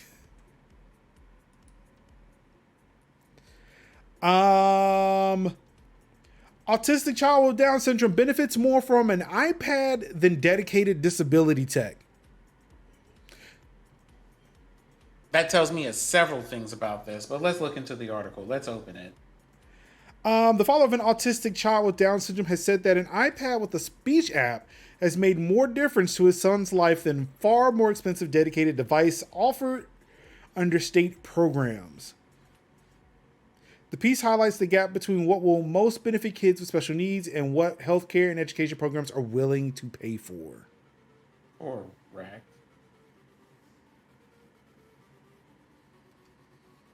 Ruin, no, I do not have the MacBook Air. I just bought the Studio.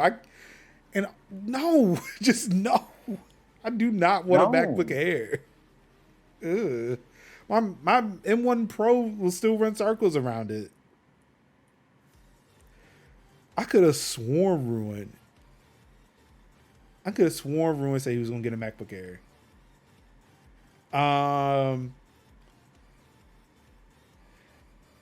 So David Perry tells the story of his son in a piece in The Verge. So my son is 15. He is also an autistic boy with Down syndrome.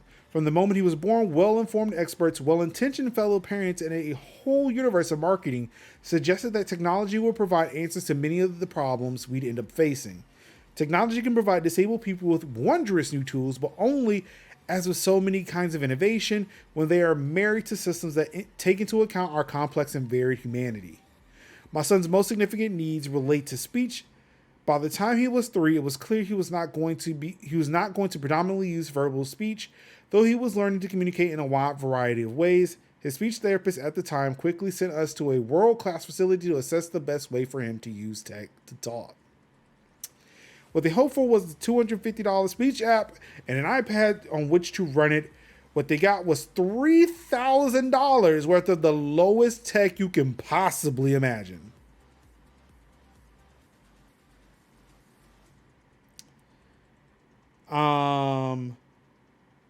We tried a wide variety of devices, but because he had the manual dexterity to operate the simplest one, that's the one the state would pay for. But within a few weeks after having it prescribed, we had a plastic box where you could literally cut and paste pieces of paper with words and pictures on it, and then use your voice to record sounds that then my son could press to play out loud. It was over a foot long. It cost over $3,000.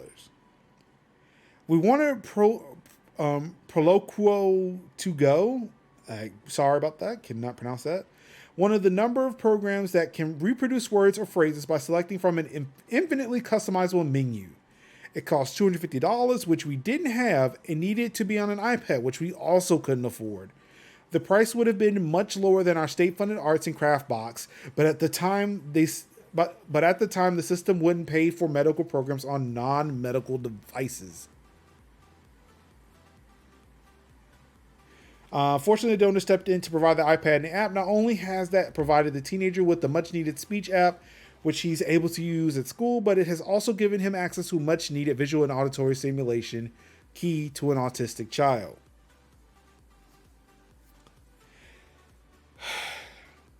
When I say that, again, I understand that there are doctors. All of this, mind you, by the way, because we're in the middle of July, and I would like to remind everybody on this day, the 14th of a 31-day month, this is Disability Pride Month. So there's that. But as a parent of a child on the spectrum, I understand that there are people who went to school for this shit, who, they spent their life dedicated to helping children with neurodivergent challenges in life. The way this article is just screaming, but what about the parents who would know what is best for their child? The way I can sit here and look at this article and agree so much with this dad. When we found out my son had autism spectrum disorder, sending him to school, making some inroads. But when the pandemic hit, he got stuck at home with us, and his little iPad mini that I gave to him because I was upgrading to my iPad Pro. The way that he took in all that content within a couple of months, like way shorter time frame than as long as he's been in school, was communicating better. We were having conversations. He could understand us. We could understand him. He was less frustrated because he could finally communicate with us what he was trying to say. Just from a fucking iPad that I had laying around. And you two fucking kids.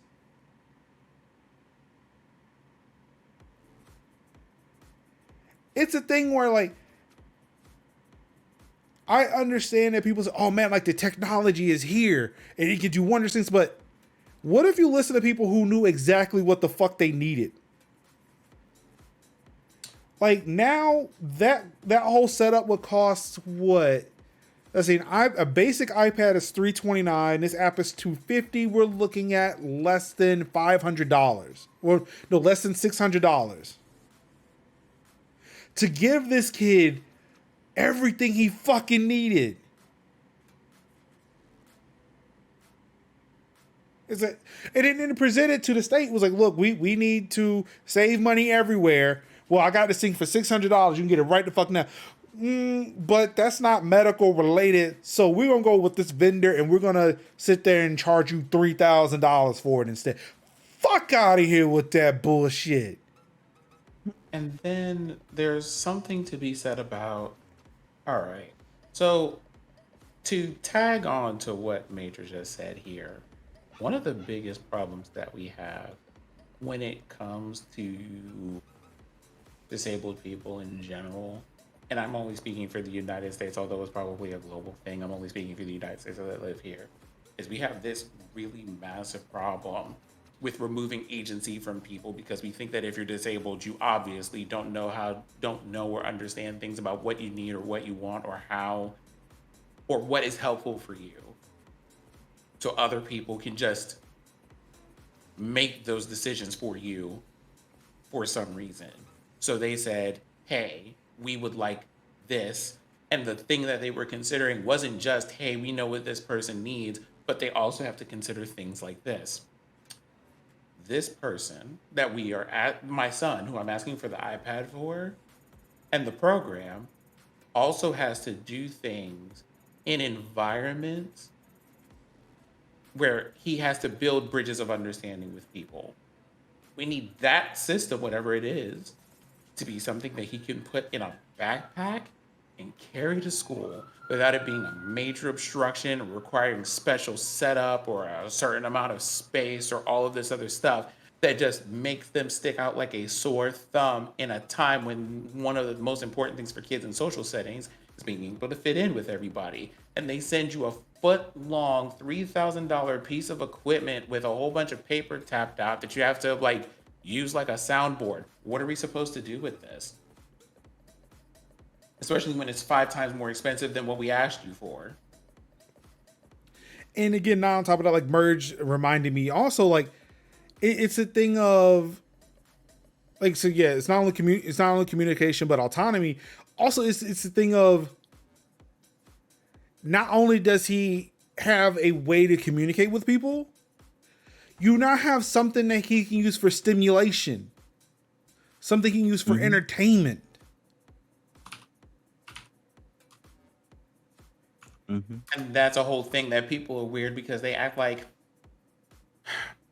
there is a certain parallel and they're not the same completely, but there's a certain parallel you can make between disabled people and poor people, which is that most of the time people will say, I need or want this, and people go, but you don't deserve those things. And that's frustrating. Speaking Right. of, You don't deserve these things because we have deemed you not worthy to deserve those things. And we do not give you the avenue to be able to afford those things that are supposed to be life-changing, life-affirming things because we deem that your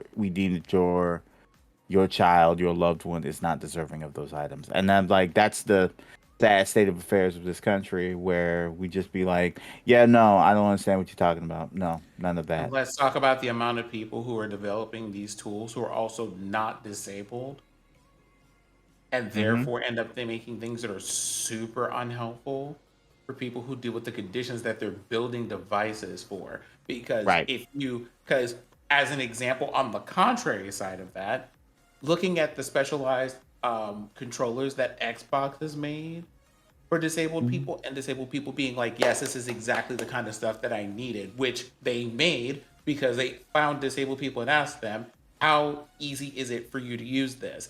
And they considered things like, how much of this can you do without needing assistance from another person? Can you open the packaging? Can you map the controllers? How easy is this to pick up or move around or plug in or any of those things? I mean, even like just opening boxes and crap. Apparently my camera broke again. Yeah. Yeah, so I'm gonna do some more backups and probably go to Windows 10. Look, I tried. I tried. I'm petting my PC. Y'all can't see this, but I tried. I It's tell also you, that. So one thing I did learn this week was apparently there is a law that says that you can sit there and pay disabled people sub minimum wage, Mm. and there is a specific place that that will hire disabled folks to make that money.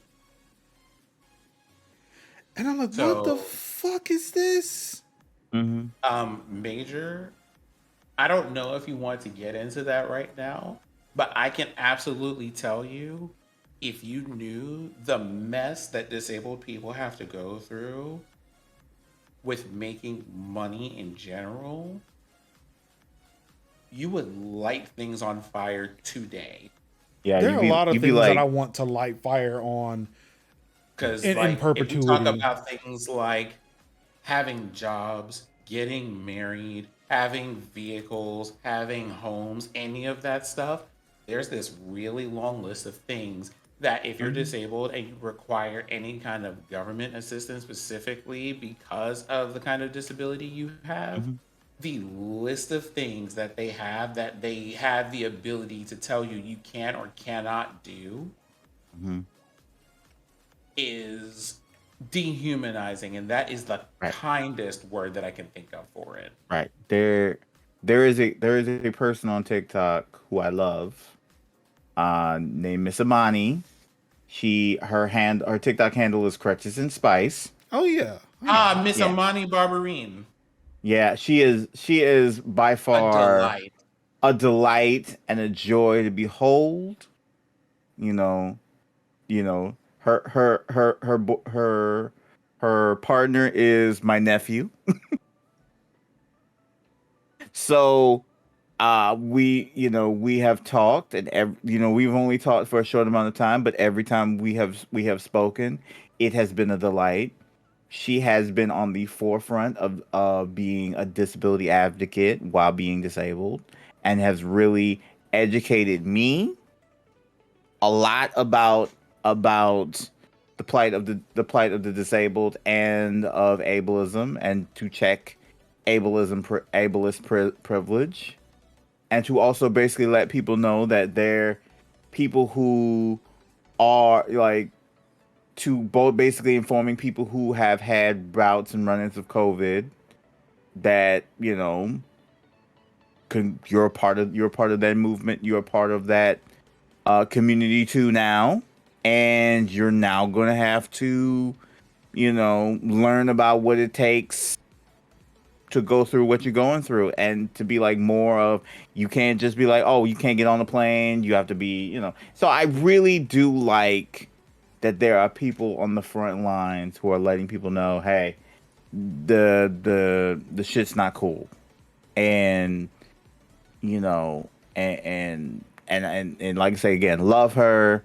Every conversation has been a delight. Every video has been like, has me like, I almost like threw my neck out of joint from how much I've been nodding in agreement at every one of her videos. So definitely. um but yeah, that's just a little shout out to that person. But yeah. So the thing that had me mess up about this, and then I'm going to like let y'all take it in the direction that you need to from here. I was listening to, well, not listening to, I was talking to a person online because they were just like, hey, you know, trying to like make some, like trying to figure out a way to handle some stuff and get some extra cash for doing things. And I'm just like, hey, can I commission you for something? And they said, no, you cannot pay me for doing something. You would have to donate me things, maybe up to a certain amount, but you can't commission me for work, even if I have the ability to do it, and pay me for it, because that impacts the amount of help that I'm able to get from other things that I need for medications and things. And I'm like, I like you literally live here with your What business in the to absolute like fuck? to do work, and I can't pay you for it because it could fuck up your life if I give you like literally $200 to do anything. Just that, and that is how this works. That's just how this works. And And it's they things wanted us to like, celebrate 4th of July? What the fuck?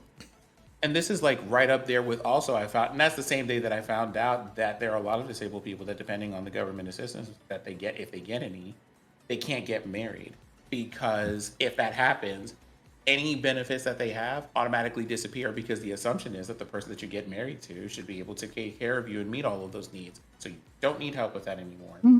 Pretty much. That is a thing. Which, you know, you have toxic caretakers. That's all you have. My favorite part of it in the era of conservatorships and everything else is the fact that we found this out in the middle of a pandemic.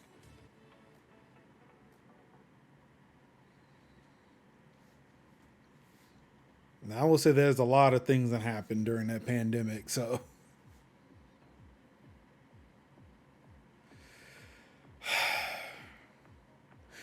On a lighter note, I want to say that Kev, because he is so low in his little feed there, he looks like Mr. Wilson.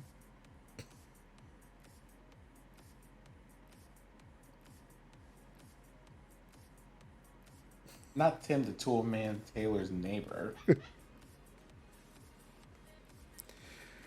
We were in bad shape before the pandemic. Oh yeah, like between just between exposing a lot of the shit that we've been in, and then just a lot of self-reflection and sitting there thinking, like spending time by ourselves and thinking, fuck, things are. I was too busy because I was running around doing my job, but now that I sit here and look at this,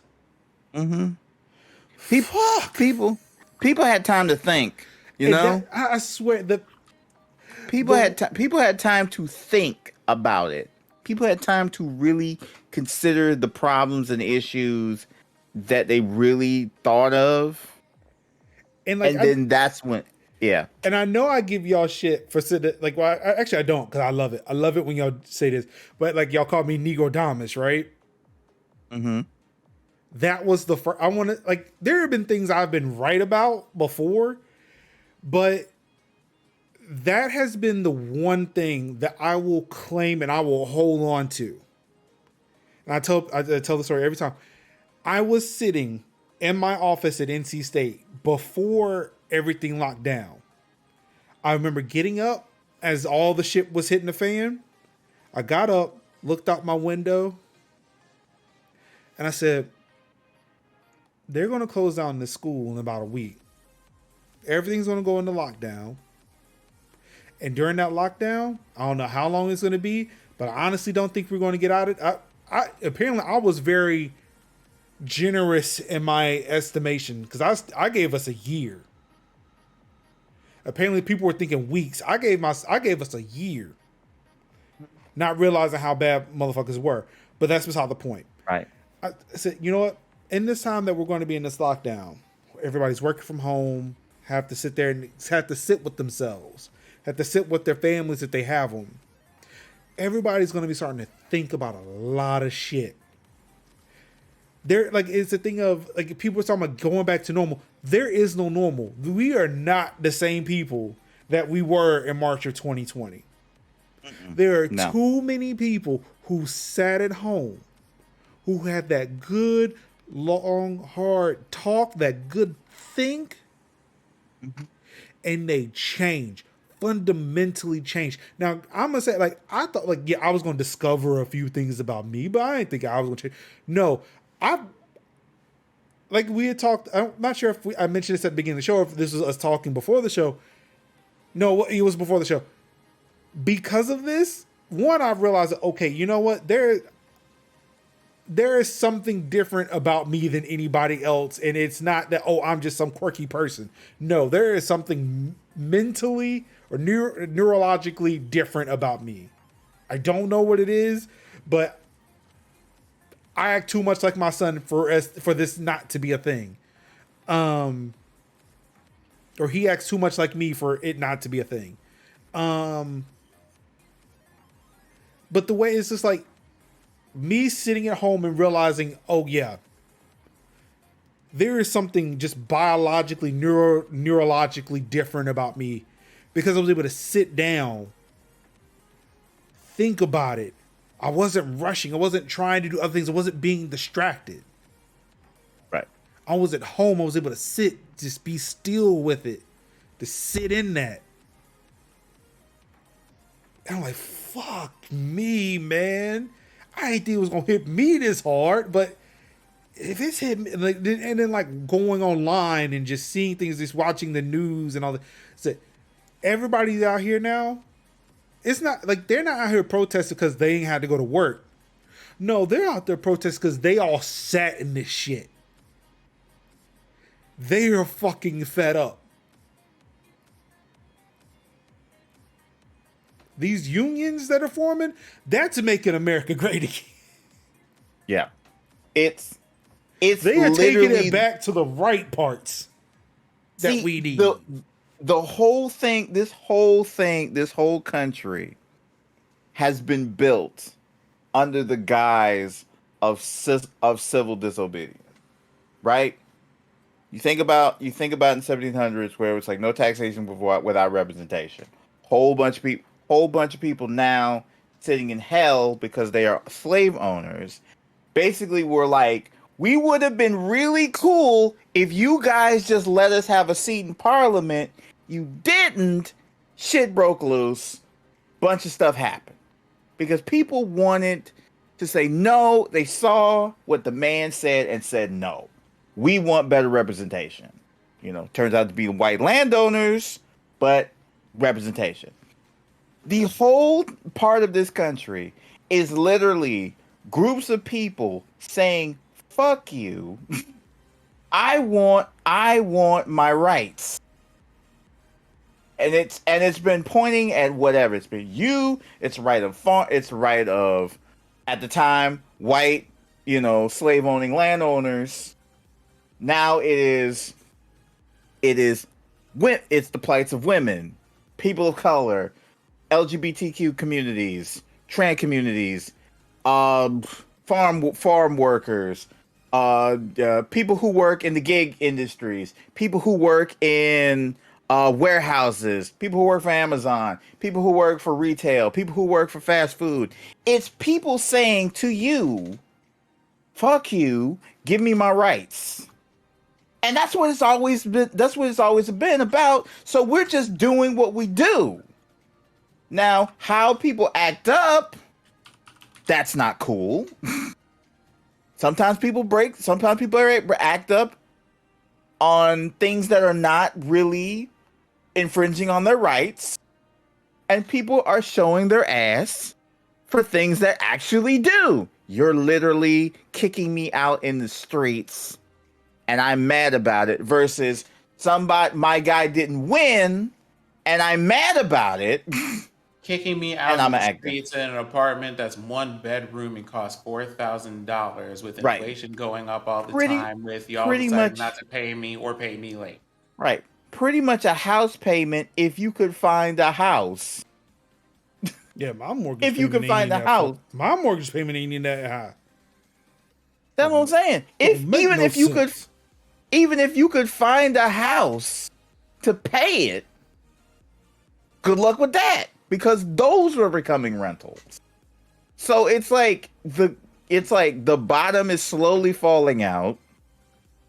And people are like saying, oh hell no. And as much as we laughed at that one dude, like God, almost damn near 10 years ago when it was like the rent is too damn high, like with my man with the fine beard and mustache and the gloves, and I'm like, yes, the rent is too high. And we need to go. And yeah, exactly, Jerry. The bubble is about to burst, and we could be looking at another 2008 real quick. Oh, I mean, they say that's coming. Oh, it's coming. So it's really just waiting to wait for the bottom to fall out. I mean, I went to the store, a pack of hot dog, a family pack of hot dogs used to cost $2.99. Now them joints cost $5. So again, so the bottom is about to fall out. And a lot of people who are holding these bags are going to be holding a lot of bags. And sadly, poor people are going to suffer. Mm-hmm. Because even the rich can weather these storms themselves. I think some people They, quietly they, think that they have more power to weather these storms than they actually do, but that's right. not my business. They're gonna look stupid because they always gonna look stupid. They Mark. can afford. They can afford to look stupid though. Yeah, but they can And afford to look then stupid. That's a possible. They're gonna look stupid. So, now the super rich they're gonna look stupid. They're gonna be all right. The regular rich, they're not gonna make it. the bottoms are gonna fall out. And that's why we have to take the fight to the super rich. That's what I'm saying. The super rich. See, when we think of like rich folk, we think about the super rich. We don't think about super rich. You know, the Elons, the Marks, the Jeffs. You know, Yeah, but see, there's a lot of people who make money like I do, and even just a little right. bit, not even a little bit, like even like Silicon Valley IT worker money, which is Right, probably like 4 or 5 times more than what I make. right, And like, there's right. like, oh no, they're coming for me. You're like, no, nobody's coming for you. Ain't nobody looking at you. And it's like, even for me getting this, it's like where I'm at, it's like, ain't nobody looking for me. It's like, I believe in socialism and communalism so much. Like, I'm comfortable. But it's like, Yeah, it's a thing of, if we were to tip the scales to where everybody got their fair share, it's like, y'all do realize those of y'all who making 6 figures would get more? Like, y'all just don't understand how broken the system is. To where it's like, y'all need to fight for everybody below you because you also benefit too. right. Like, what the fuck are you doing? Y'all just making. Y'all know that even if you did the right thing, you would still make money. You still make a bunch of money, even if you did the right thing. But y'all doing the wrong thing, Like and y'all not crypto making as much. in lottery, trying to get rich, like passive income. Like, fuck that, man. Fuck passive income. Motherfucker, eat the rich. That was one conversation was having with my wife when we were traveling. And she was talking about, like, yeah, I'm gonna learn Canva. I'm gonna make these forms and stuff for people to use, and I'm gonna put them on Etsy. And people just like pay like $1 or $2 for them. I can just use that. It's like, just generates some passive income. It's like, why? Because I want to make some money. If you have a thing that somebody else doesn't have, and you don't necessarily need that money, why are you charging? Give that shit the fuck away. giving away what? The forms. Like, she was talking about making like just forms for like other social workers. It's like, you don't need this money. Let your wife. There are people who need help. You can Let your help wife them. make her coins. No. Let your wife. Let Mrs. Lennox make her change. We don't need it. Do you? Nah, you need it. So I'm gonna say this real quick to Jerry Bun, because I see people say this a lot, and it's not that it's necessarily incorrect, but I feel like it's important to call out here. And he's just like, they always got folks trapped up in hating each other over race or politics, and we're really in a class war. Here's the problem with that, right? We are absolutely in a class war for sure, and I think people need to see that. But here's the problem: people like me, Major or Kevin, don't want to bring race into it. People like Susan B. Anthony do. So what happens is there's Well, a war where you need suffrage, but then this woman will go, I'll be damned if a black woman has the right to vote in this country before I can or when I can or whatever, and make y'all wait another 45 years because black women couldn't vote in this country until 1965. And the only reason why I happen to know that information is because My mom, not my grandmother, not my great grandmother, none of those people, my mother couldn't vote until fifth grade. Like that's how old she would have been at the time that black women got the right to vote in this country. And that is why we stay fucked up, because people are determined to be like, we all need the same thing, but I'll be damned if you get it before I do. And it's kind of like, yeah. what do you even mean? If we don't get it together, we're not gonna get it. What part of that isn't clicking for you? That's the whole thing. It's if I'm fucked up over here, you're fucked up too. Because whatever they are not giving to me, they are also going to make sure to take from you. What's not clicking? They ain't ready to hear that because the math ain't mathing. They ain't ready to hear that because they too busy wilding over the overturning of Roe v. Wade. Because the other thing is, right, they'll be over here and be like, it's a class word though when they want you to stop talking and help them, but then the moment you put in the effort to help them, they remind you, oh, race is still a factor here. Yep.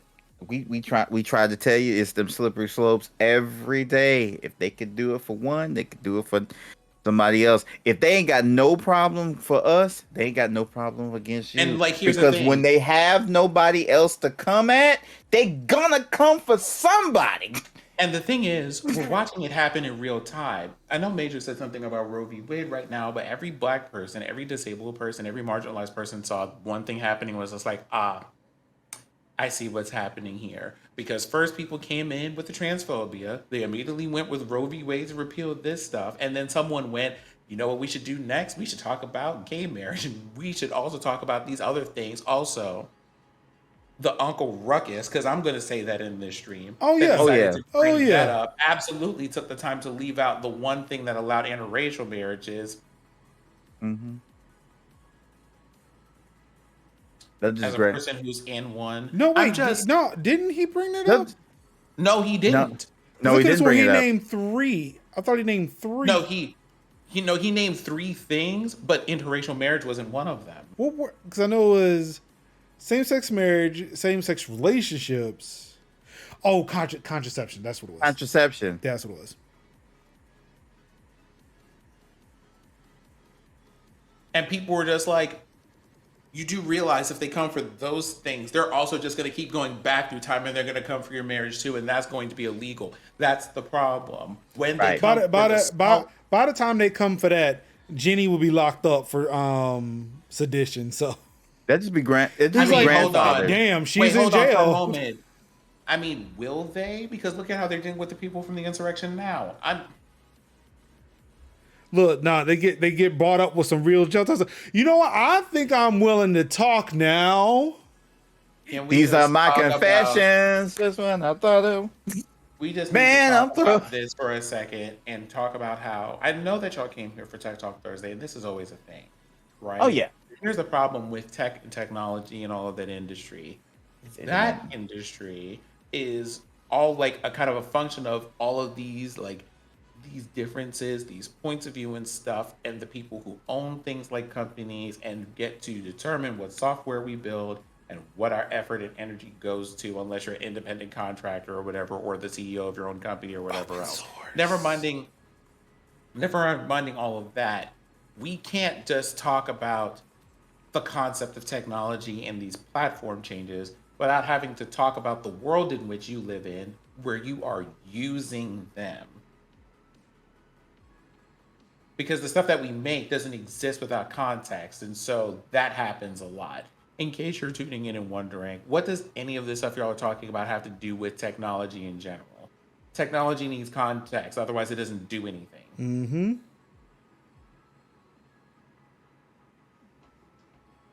This is why I love this show, because I feel like we're the only tech show that's fucking doing this fucking work. Mm-hmm. Barely months. Funny enough, I never thought they'd get the months. Right. Honestly speaking, the way that we talk about some things sometimes, it's one of those, people will talk about technology companies and be like, so how far did you throw your mental and emotional health or social connections or stuff out of the window in order to make this happen? I spent like 3 winters sleeping only in a car in the lonely streets of New York. because I couldn't afford an apartment or whatever. But we made it through. Dude, your dad owns a Fortune 500 company, and you got a loan, and you decided to sleep in a Porsche in the winter in New York. If we're being real about it, I need you to shut up, please. Well, Look I at the woke people up that in a new Bugatti. look at the people that we were exploiting in order to make sure that we hit that $4 million valuation. You know, I'm just that. I feel it. I feel it. I feel a new story coming on. Just help me bring it in. Help me bring it in. Ah! As you can see, I'm out of tea. Uber co-founder Travis Kalanick reportedly saw violence against drivers as a tool for fucking growth, man. I want to point out here that that statement, because I read that article, was back when Uber was like first founded, but still, God in heaven. In 2016, for instance, Kalanick reportedly ordered French employees to encourage local Uber drivers to counter-protest the taxi strikes that were underway in Paris at the time. When one executive warned Kalanick the extreme right thugs were part of the protest, the former CEO pushed back, "I think it's worth it. Violence guarantees success, and these guys must be resisted, no?" Again, now remember we were talking about the algorithm and people being shadow banned or whatever, and what actually floats things up to the top, and how I said, all these social networks have, engagement that factors into floating up to the top of the charts. See, they use things like violence and like necessarily negative engagement because that drives more conversation.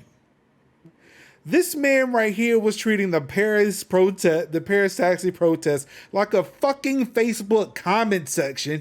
He's like, no, go in there, punch a bunch of these motherfuckers, let them fight you, and say, look, oh no, the Paris taxi people are angry and they're attacking us. This is why you should support us over at Uber.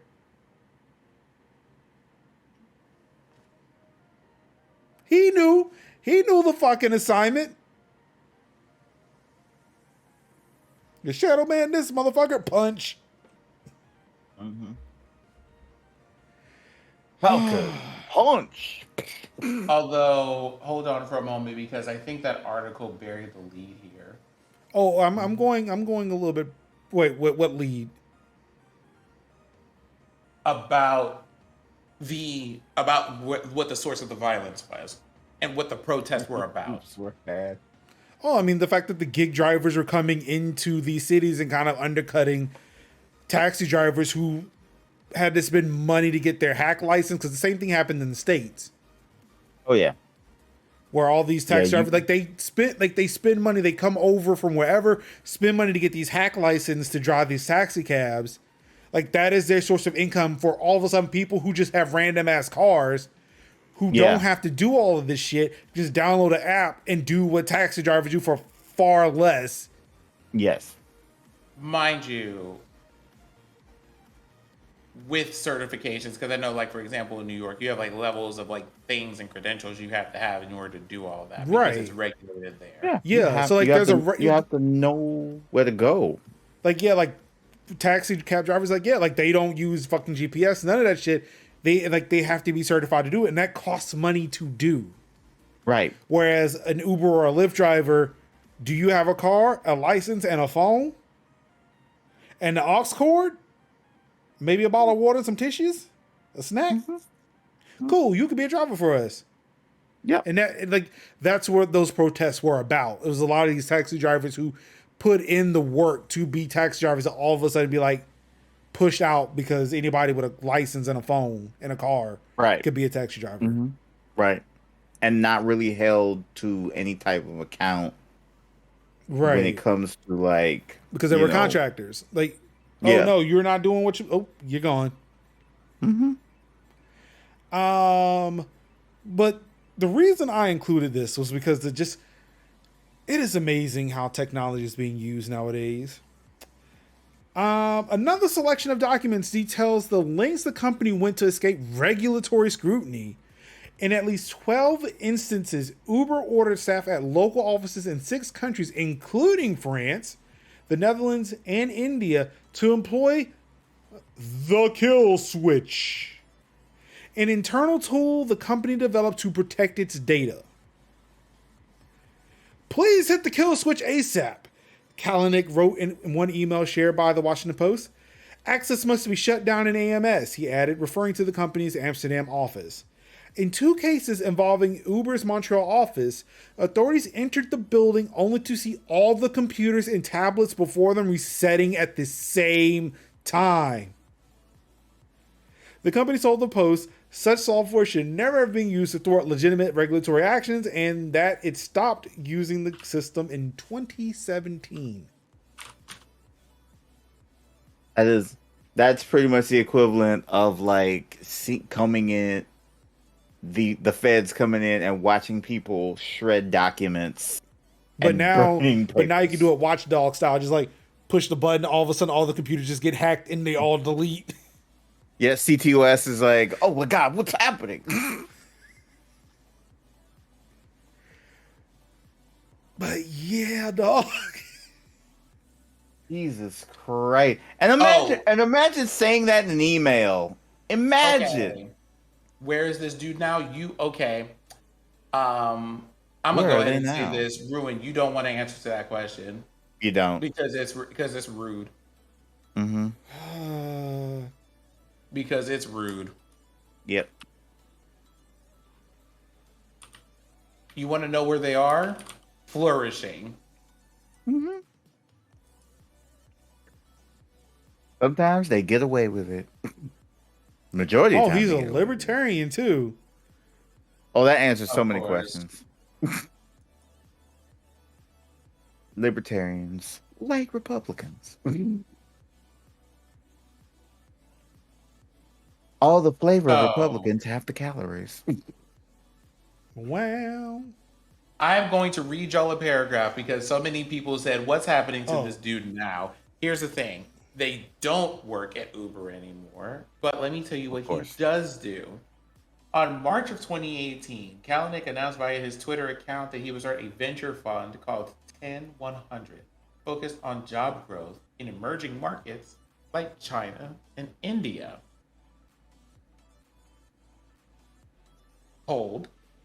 Shortly after the announcement of the venture fund, Kalanick also announced that his fund had invested $150 million in City Storage System, a company focused on the redevelopment of distressed real estate assets.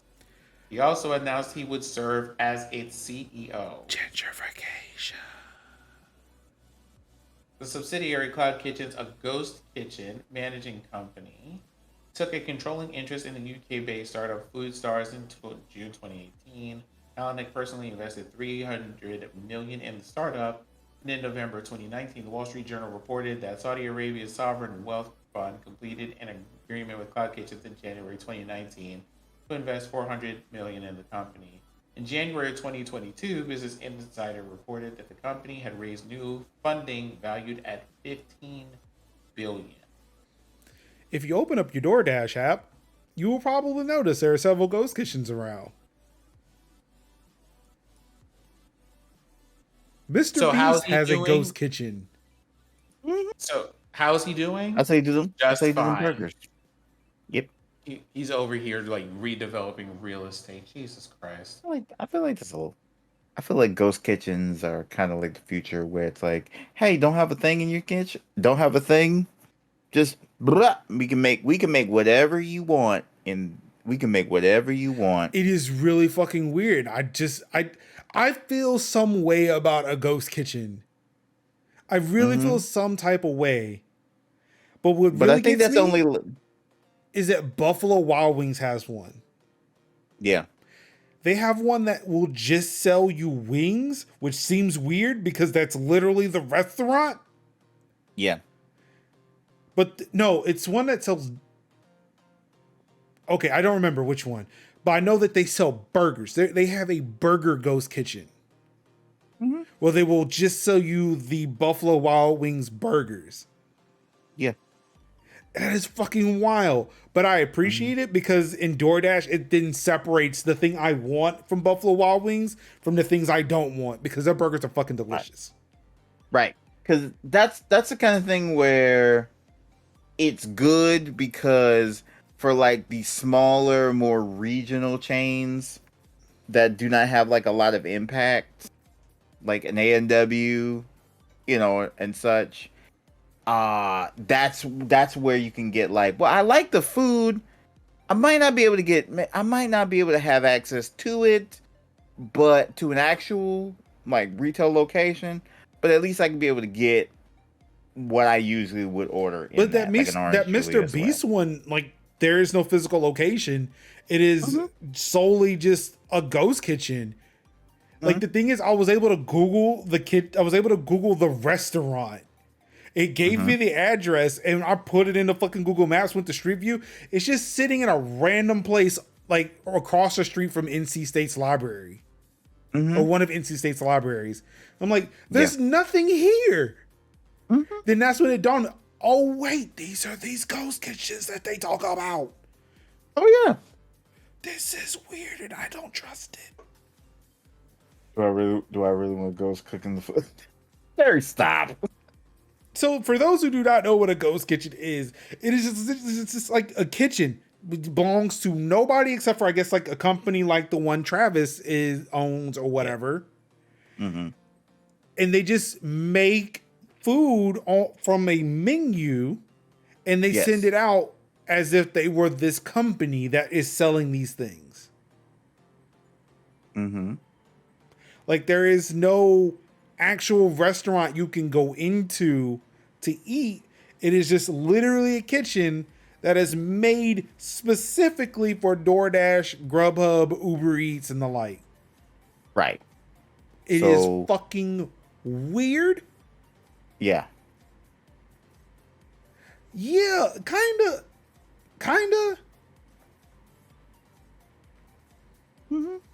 Because like even in some restaurants, like I said, like Buffalo Wild Wings, like they'll sell their burgers, but they at least branded theirs, and then like it tells you like whatever burger by Buffalo Wild Wings. But I think there was somebody had ordered a burger from Denny's, and then ordered a burger from this other restaurant. They got both of the burgers and looked at them, and it was the same fucking burger. They kind of said to say Denny's is serving as a ghost kitchen for this other random brand.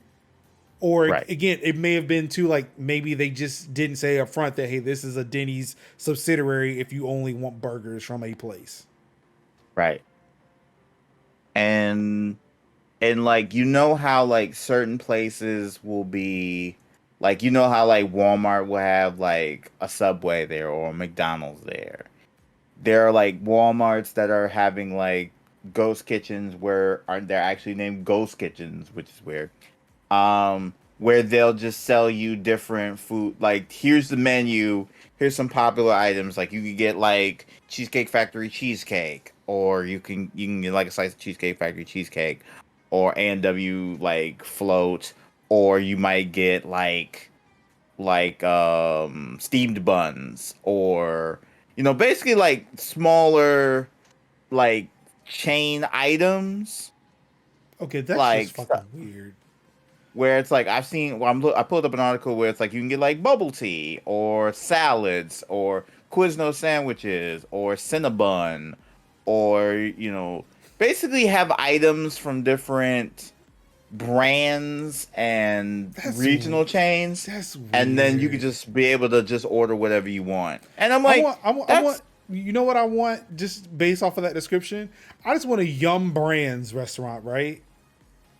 Where in the same order, I can order like a bucket of chicken and like a quesarito and some Cinnasticks in one order, and they have DoorDash bring it to my house. Also reminds me of those like KFC Taco Bells. That's literally what I was describing, but just not calling it that. Yeah, it's like it was I went to one of those and it broke my brain because it was like I could get chicken and tacos. Hell yeah, man. I mean, I'm down, but do I? Is that what I want? Get a cheese pizza with with potato wedges on it. I don't know who would eat that, but oh yeah. Totally again, that was the reference for Yum Brands. Yum Brands owns Yeah. KFC, Pizza Hut, and Taco Bell. Yeah, Taco Bell. Yeah, it was like you can get chicken, pizza, and tacos. It's a stoner's dream. I mean, Yeah. not just stoners. I don't get high, but I'd eat that. Not just stoners, Not but just also stoners. Yeah, like I ain't gonna exclude them, but I'm just saying. They're a part of the equation. I'm just saying. I don't smoke weed. I will throw down on all three. Talk about it's father picky. Yeah, split restaurants. Yeah, As a picky eater, I am a fan of split restaurants. yeah. Okay, yeah, we still got some shit to go through. Lightning round. Again, for Sin to say like, look, I'm just gonna sit silent for this. I'm just saying. BMW starts selling heated seat subscriptions for $18 a month. Microtransactions for the car. Well, that seems like I'm out. We know. Well, look, I figured out where John Riccatello went, but it was not BMW. But boy, this really screams EA. It's like Seamer. Who got the heat in my Beamer? This subscription for $18 a month. Mm-hmm. You too can warm your buns. You want warm yeeks? You gotta pay. You gotta pay.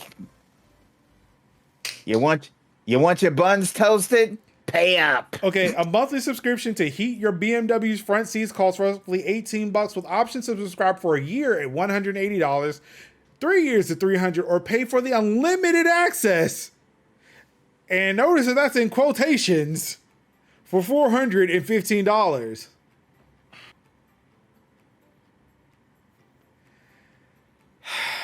Hate it here. The fact that also like I knew BMW was going this route because they were putting Apple CarPlay and Android Auto behind the subscription. And I was like, what the fuck even are we doing? That needs to be standard. Like, what are we doing? No. That's a part of the car. What are we doing?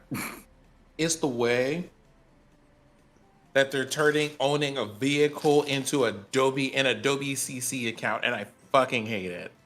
Yeah, that's what I'm saying. Like that's what I'm saying. Like, see, since we stopped having car sales, like year-end clearances, they feel comfortable in doing that, and you have to speak with your money. See, and BMW was BMW, like I said, BMW's been going this way. Mm-hmm. I know we had that article. Why does I feel like I hear an echo for some reason? Like it's me. Like when I talk, I hear it. It's weird. I don't know. Anyway, like I know we had the article about Subaru, and I think it was like the remote start, where the dude was like, if he bought his car in another city, he would have had remote start. Or was it he? I can't remember. Because I know it was like an issue with his remote start, and like it depended on where he bought it or where he lived. It either activated or deactivated his remote start.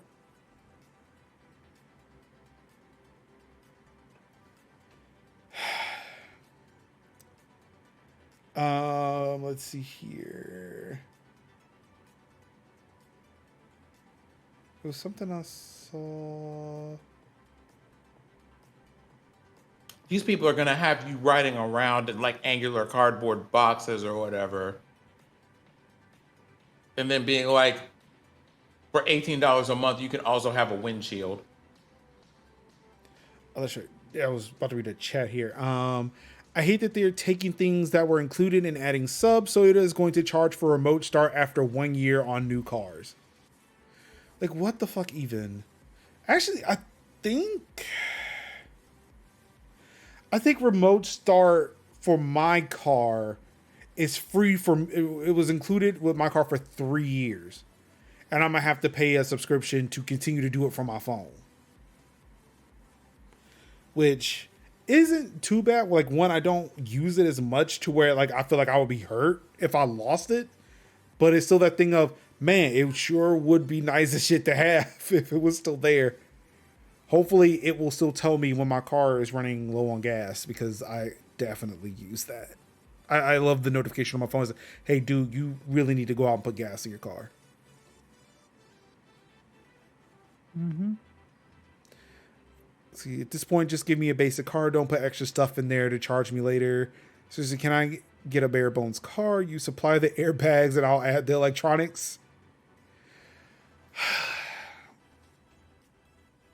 No, I'm not going to sit there and acquiesce to that.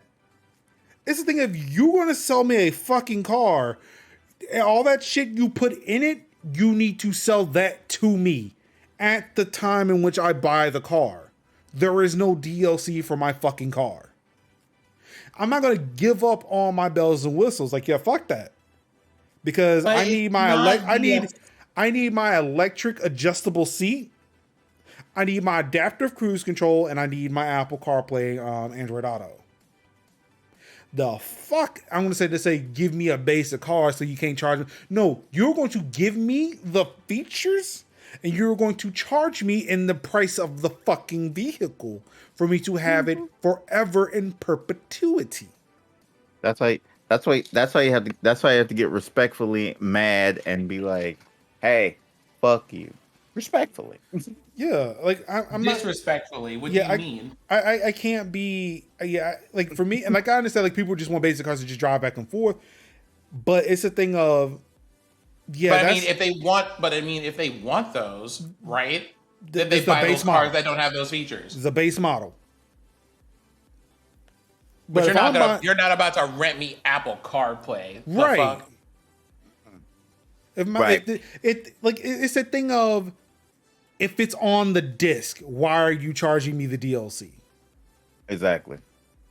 If this On shit is this built DLC. in my car, like I can see if I had to buy a module to go in to heat my seats. If you had to go in and switch my seats out to give me heated seats, but the fucking heater is in my car already. It's already in there. The fuck you mean I gotta rent it?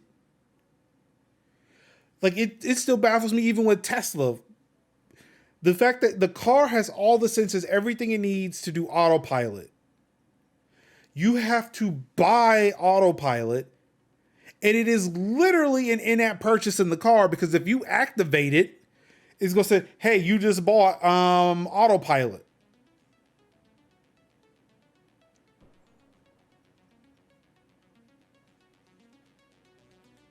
There are people already hacking cars to get features in. Like, I think Honda has a big scene for that. But yeah, this is fucking dumb. Like, the Pirate Bay will literally just be a trailer just driving around from town to town, giving you free access to your car. Need to do a root. Need to hit it with root access for your heated seats. Make sure you change your password. Not you like wiring your car to like a Linux system and using sudo for heating. You gotta go to the mall. You gotta go to the mall to jailbreak your car. Sudo apt get BMW -heat. The way this is about to actually be Blade Runner. You gotta go to that one key. You gotta go to that one kiosk in the mall and be like, "Hey yo, unlock my car for me, please. It's getting cold. The winter's coming."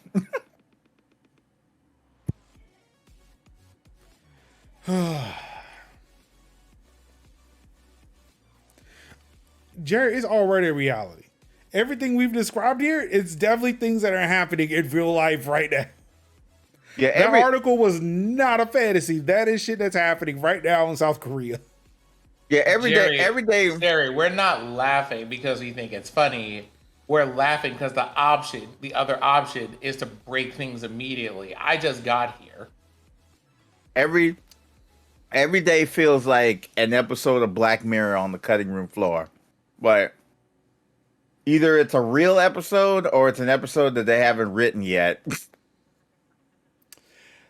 Let's see. Verizon launches lower cost welcome unlimited plan. Essentially, hey, remember when we had unlimited and they took that shit fucking away? Maybe we shouldn't have taken it away. Mm-hmm. Just gonna put that out there. But Verizon's not your speed. Hey, T-Mobile takes the cake again for the best 5G speeds and availability. And a third-party test. An actual cake.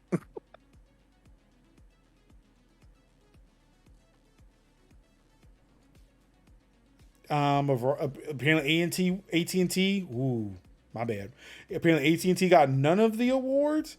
Verizon at least has the best 5G gaming experience and 5G voice app experience. So,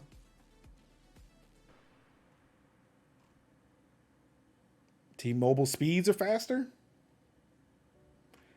Download and upload. 5G availability, 40. 5G reach. Verizon just edged out T-Mobile and AT&T, but it's nice to see that they're all pretty much on par.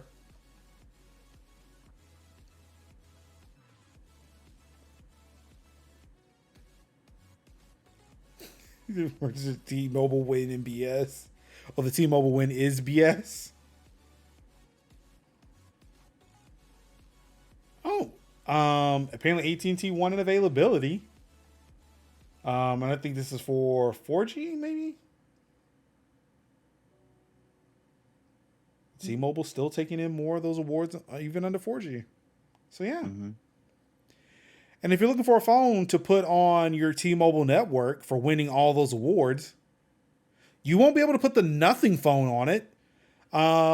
Again, just highlighting dope shit today. The Nothing phone was officially launched this week. Will not be available in America. But the way this phone looks really cool, it looks like a cool fucking iPhone. And if you didn't know, these little glyphs back here, like this white line that's on the black here, you can barely see it on the white. These are actually part of the notifications. This will tell you how much charge you got on your phone. Actually, these lights actually do get used for flash. And in this top right corner here, there's a red light that turns on when your camera's on. So that way people know that you're recording.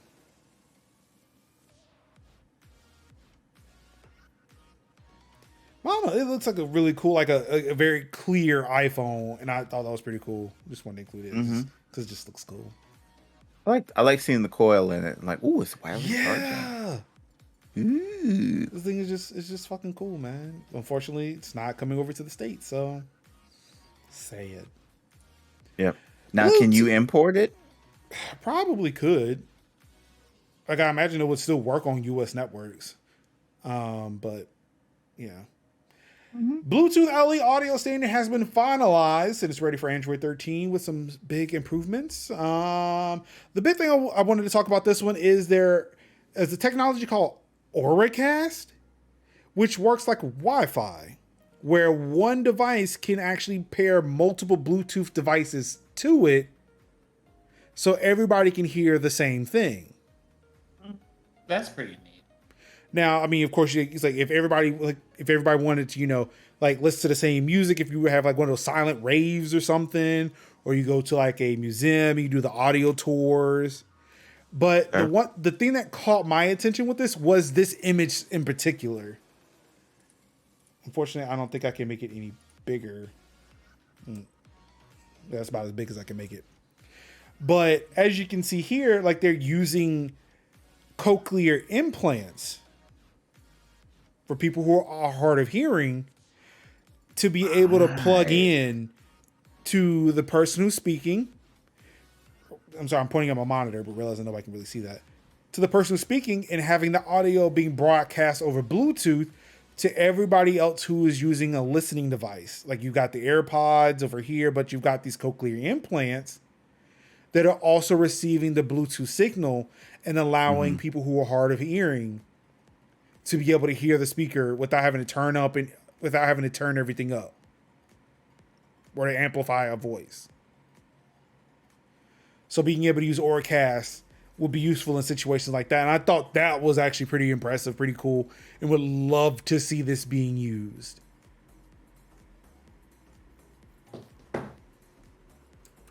So yeah, new Bluetooth standards coming out. Really excited. I'm just putting this chart up here. I'm just putting this article up here saying, hey, if you are not backing up your shit, please do. But it's good to see that in like the past 15 years, there have been more and more people who are backing up their data. They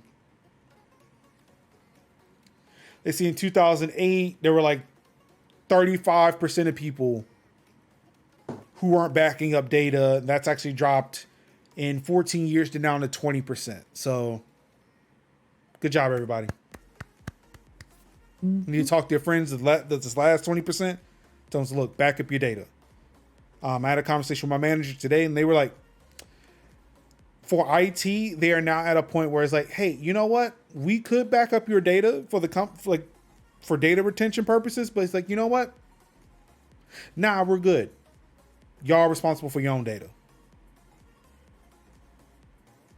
So, hey, VPNs, please use a VPN, but also just know that not every VPN is protecting your data like you think they are. Of course, Congress has been reaching out to VPNs saying, hey, y'all are not really telling the whole story when it comes to trying to protect people's data online. Also, there was a 2021 white paper by Consumer Reports that detailed that a lot of VPNs, especially the popular ones, were not doing the things that they said they were doing.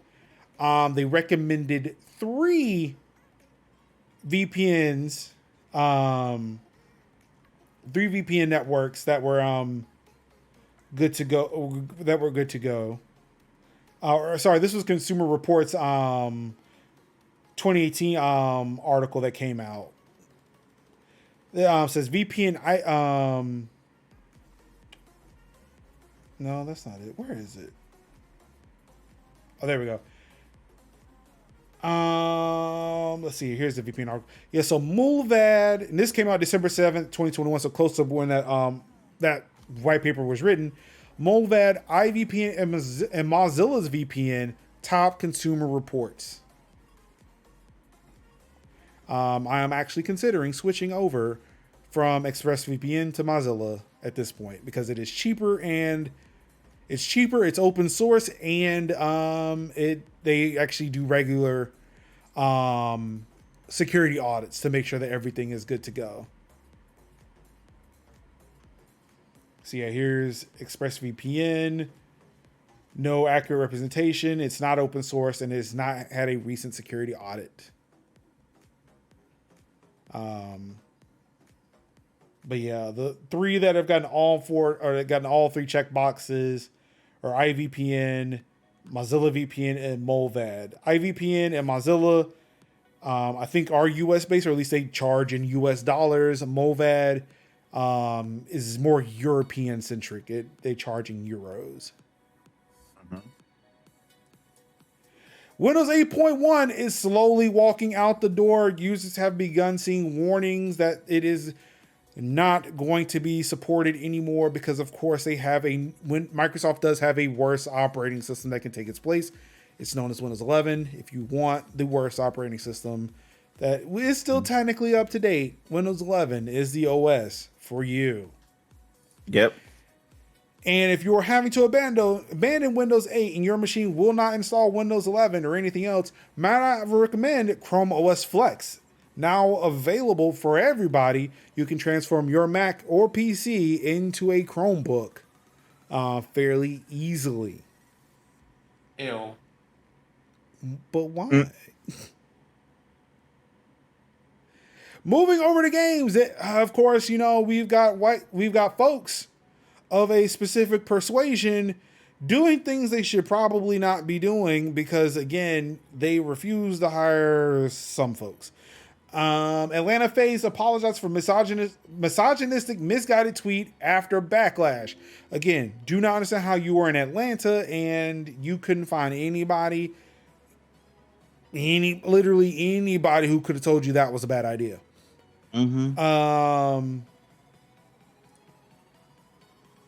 Let's see. Atlanta FaZe has issued an apology for a tweet that drew some backlash in the community, saying it has been handled internally. Of course, the tweet is just for people who would like to know. Essentially asking their followers, how many drinks would it take to take, I guess, one of these 8 ladies home?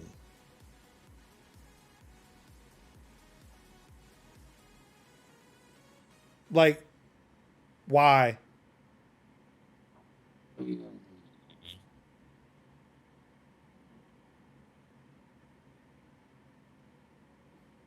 Just why?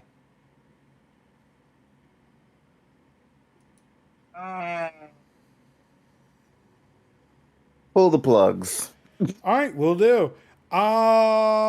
Somebody needed to at Bandai Namco.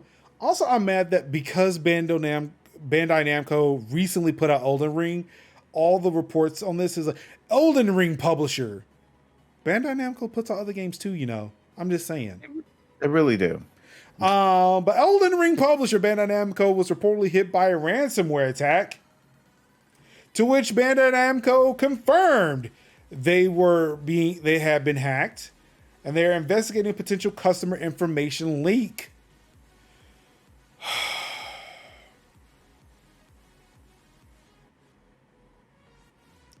There is a possibility this includes customer information, the publisher admitted today in a statement passed to Eurogamer. The publisher of Dark Souls, Elden Ring, and Soul Calibur, Tekken, numerous Dragon Ball Z titles, Pac-Man, is now currently identifying the status about existence of leakage, scope of the damage, and investigating the cause. The attack itself took place on July 3rd. Bandai Namco has now admitted, well over a week before reports began to circulate, that a ransomware group was preparing to release the data it had harvested from Bandai Namco servers. Today's statement does not make clear when exactly Bandai Namco realized that servers have been breached. The company has since taken measures to stop further attacks and is working to strengthen security, it said, while offering apologies to anyone affected.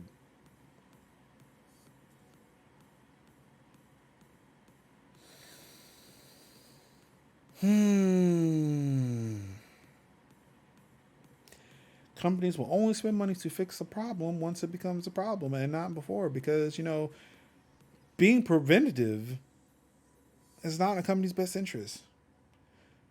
Stairs in Texas. Mm-hmm. Good news for me and all those Metal Gear fans out there. Metal Gear Solid 2 and 3 is coming back to sale. Now, it's not that it's being sold in new places.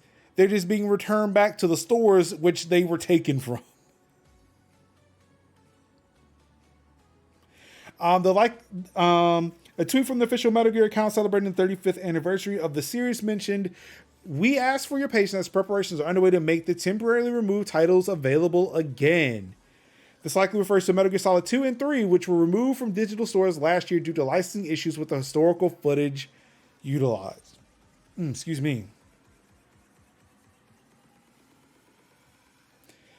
So, and there we go. We are currently working on renewing the license for select historical archive footage used in game. Therefore, we have made the temporary decision to begin. Okay, this is actually the tweet from when they took the games down. I did not know those games came out on the 3DS. Who knew?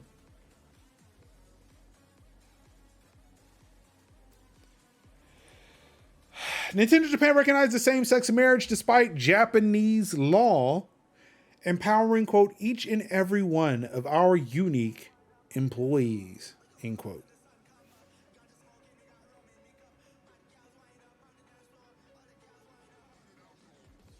A new section called Introduction of a Partnership System notes that since March 2021, employees in domestic partnership with the same-sex partner have the same benefits as employees in an opposite-sex marriage. Quote, we have also established that a common law marriage between couples will be observed in the same way as a legal marriage, end quote.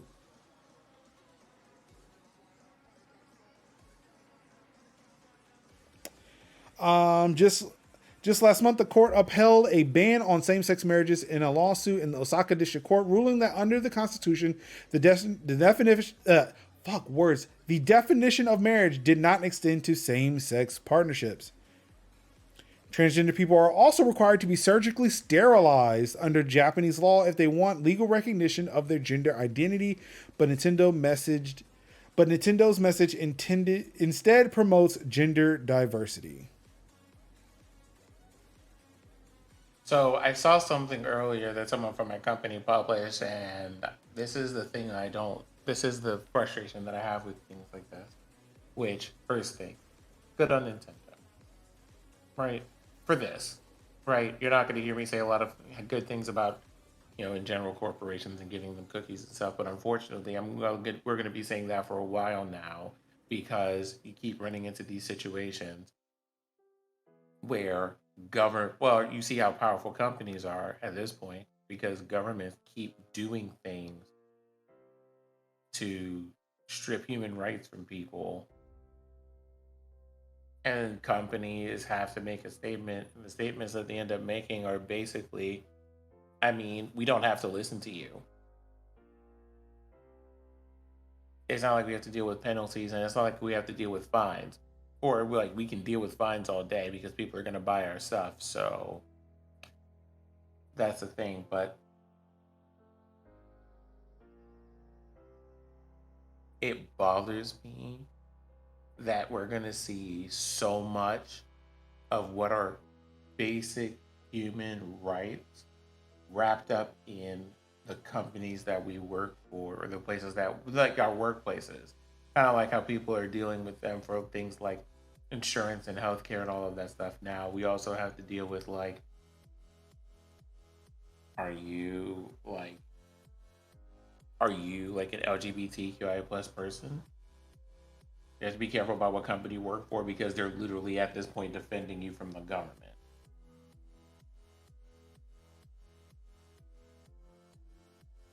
For basic stuff like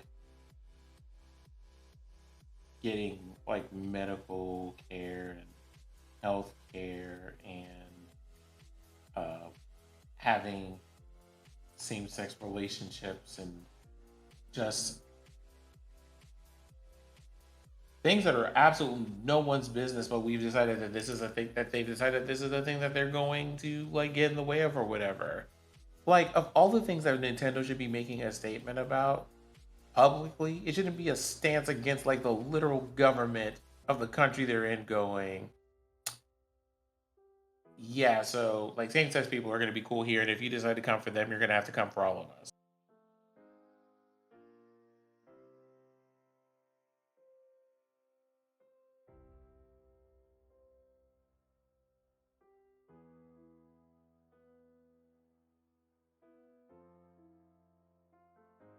Indeed.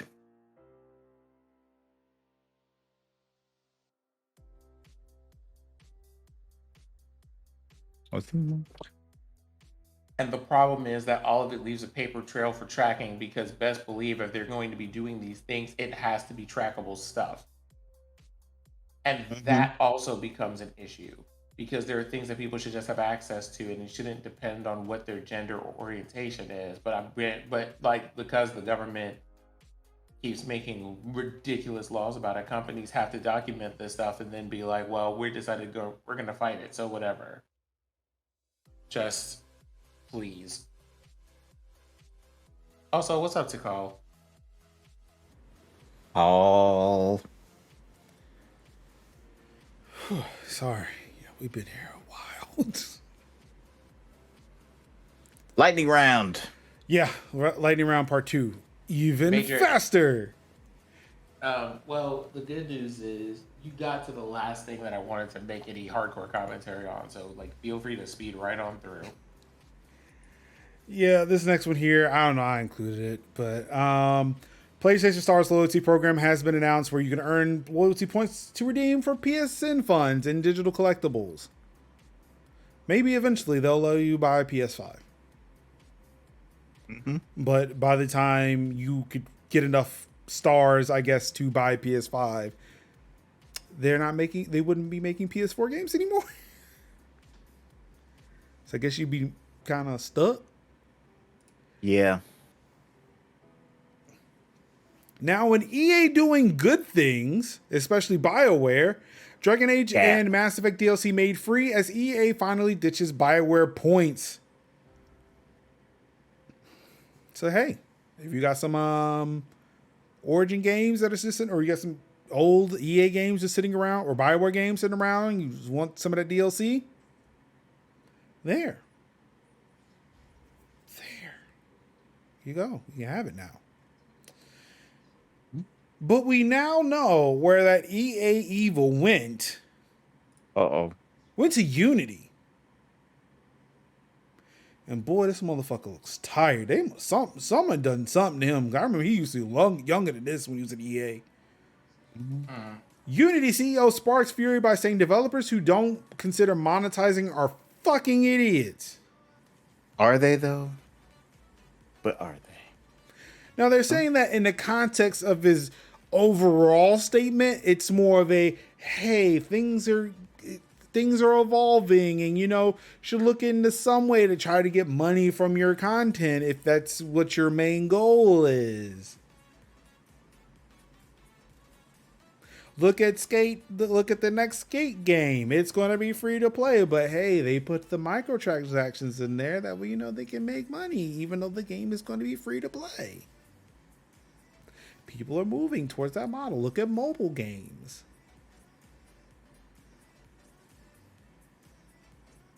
So you'd be a fucking moron if you didn't think about monetization. Come on, what are you doing? Yeah, Not nickel and Young, diming I their was customers. surprised too.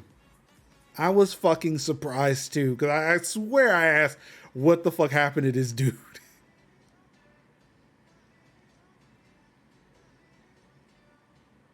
Yep. The ones that are not like I just finished playing a Unity game today. Power Wash Simulator is a Unity game. And this is coming like a couple of days after Unity and some other company, I forget what the company's name was, Iron Source. Yep. The CEO's comments aren't the only thing that Unity users that has Unity users heated up. The company also recently announced that it's entered into a merger with Iron Source, a creator of Install Core, an application that's commonly known for being used to install malware.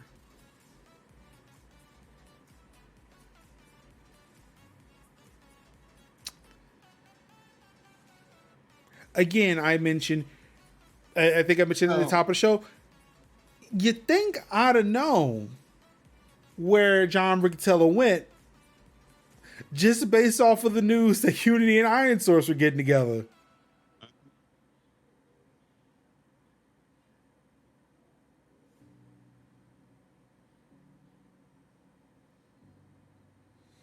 Wait, what are we talking about here? The same article with Unity? Yeah. I'm just sitting here and I'm like, people make games for very different reasons. Like, that was a whole comment that you could have kept to yourself, especially when you have the spectrum of games like Elden Ring that have no microtransactions, that are it's either the or one of the most popular games of the year, as far as sales and stuff go. And Right. then you have games like Diablo Immortal where people were just like, you are literally having me pay for character levels and armor. Fuck you. Mm-hmm. Yep. And it's just like,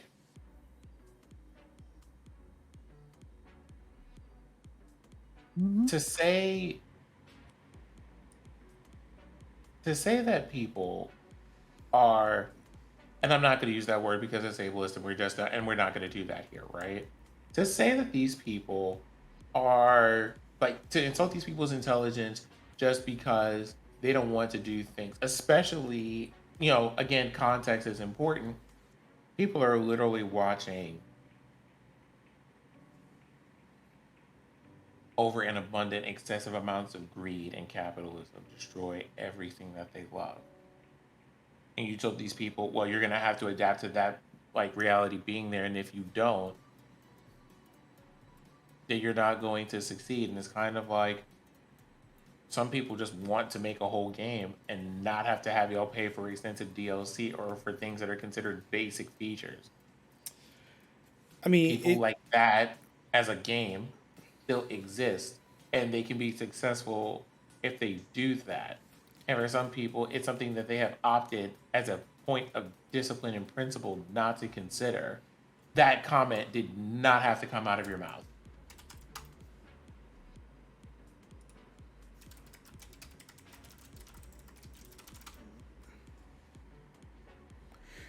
it's like going to YouTube or searching on Google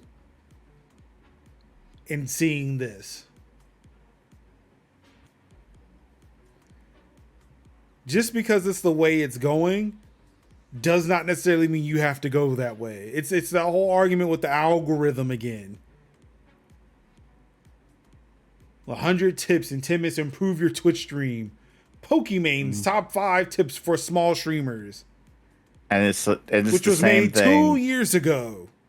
Which, again, 2 years ago you were not small. Right. It's like, or things that typically wouldn't work for me that would work for them. That happens a lot. Don't start streaming before watching this. Mm-hmm. Oops. I'm like 4 years too late. 20 stream tips to improve your stream. 7 crucial Twitch growth tips for small streamers in 2022. Mm-hmm. Like, have a schedule. Post on social media. This is the lovely one. How to talk while streaming. 5 tips to avoid silence. I literally will play American Truck Simulator and sit in fucking silence and will tell you that's what I'm going to do. The fuck do I care? That part. The way I can literally sit there, and Jerry can contest to this.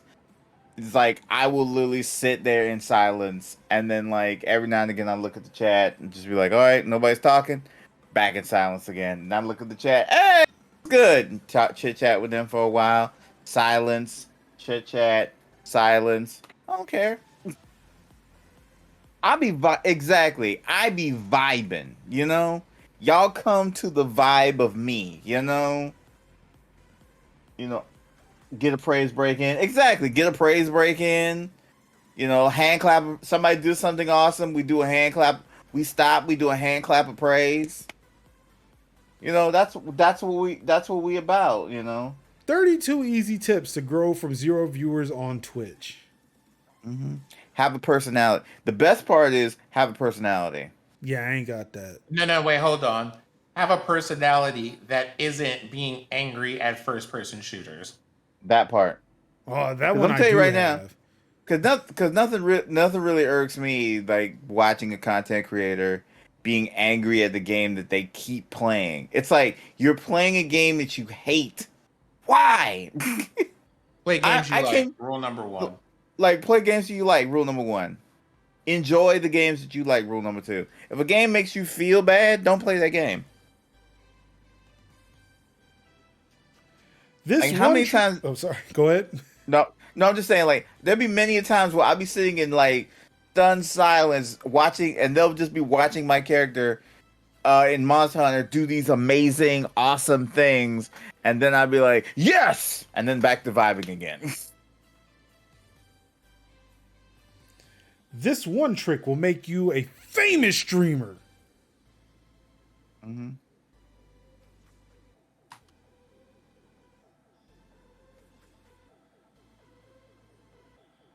They get mad when someone tells you to play something else we ain't trying to watch. Folks be miserable. Ugh, Jerry, yes. We ain't trying to watch people be miserable out here in these streets. Like I literally play one game and be like, yeah, I ain't feeling this. And then I'll go play something else. And then I'll go back to playing Ooblets, which is a joy. What? He disagrees. He says, don't network. Do not do this with the X over the network. This is how to actually grow on Twitch 2022. I feel like people say that and don't understand what those words mean. I kind of want to watch those, but I know if I watch it, I'm going to be mad. It's a thing of, I would like to watch these and make a video just like either proving I've already done it and nothing is really happening in like the years I've been doing it, or just to make real huge fun of it just for shits and giggles. Because I get people like, again, the only content I like to make is just things that I find entertaining to me.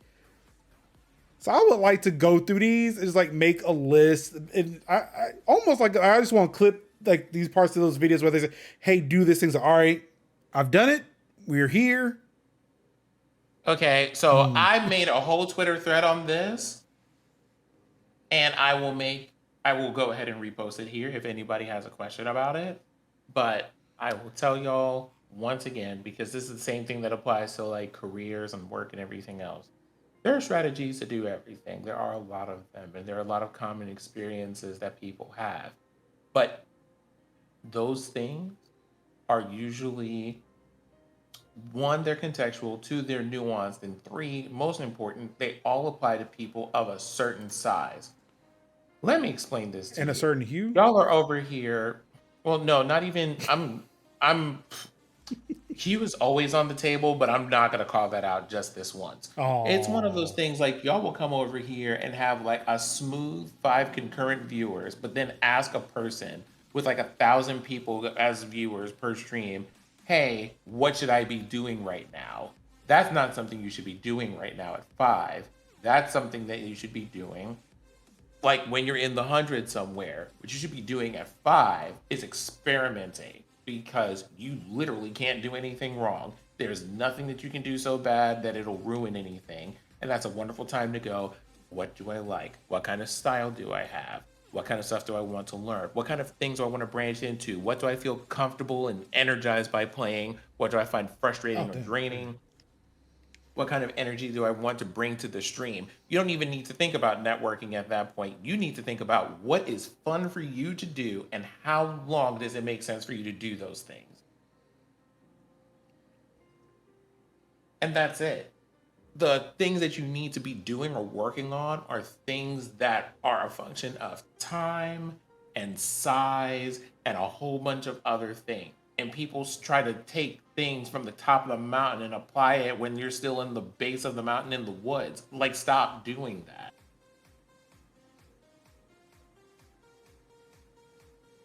And see, even into there, like a couple of videos that say, hey, Ninja said that like 99% of streamers will never make it.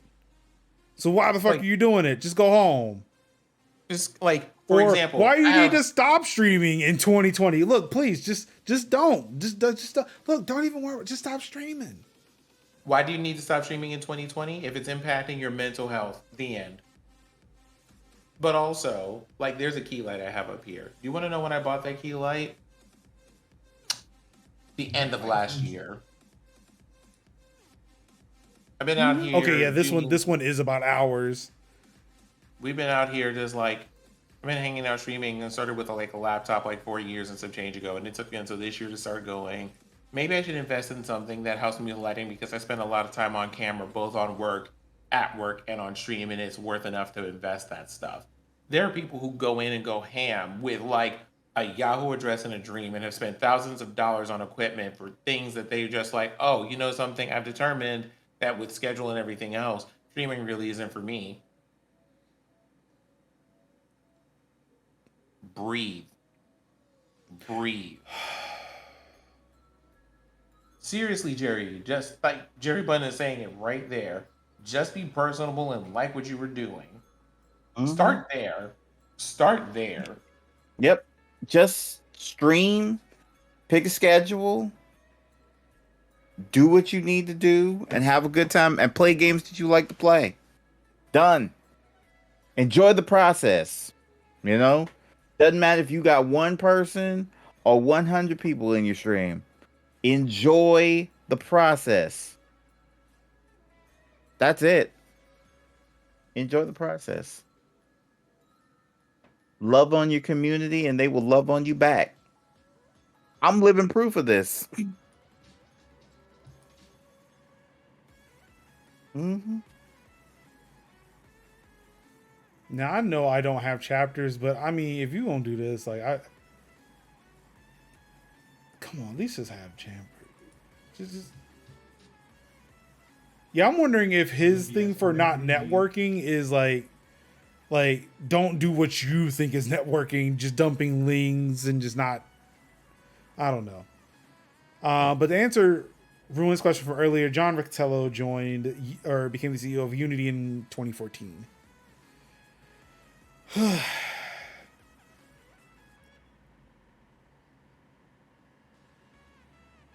I mean, Tycho, we now have guest spots available.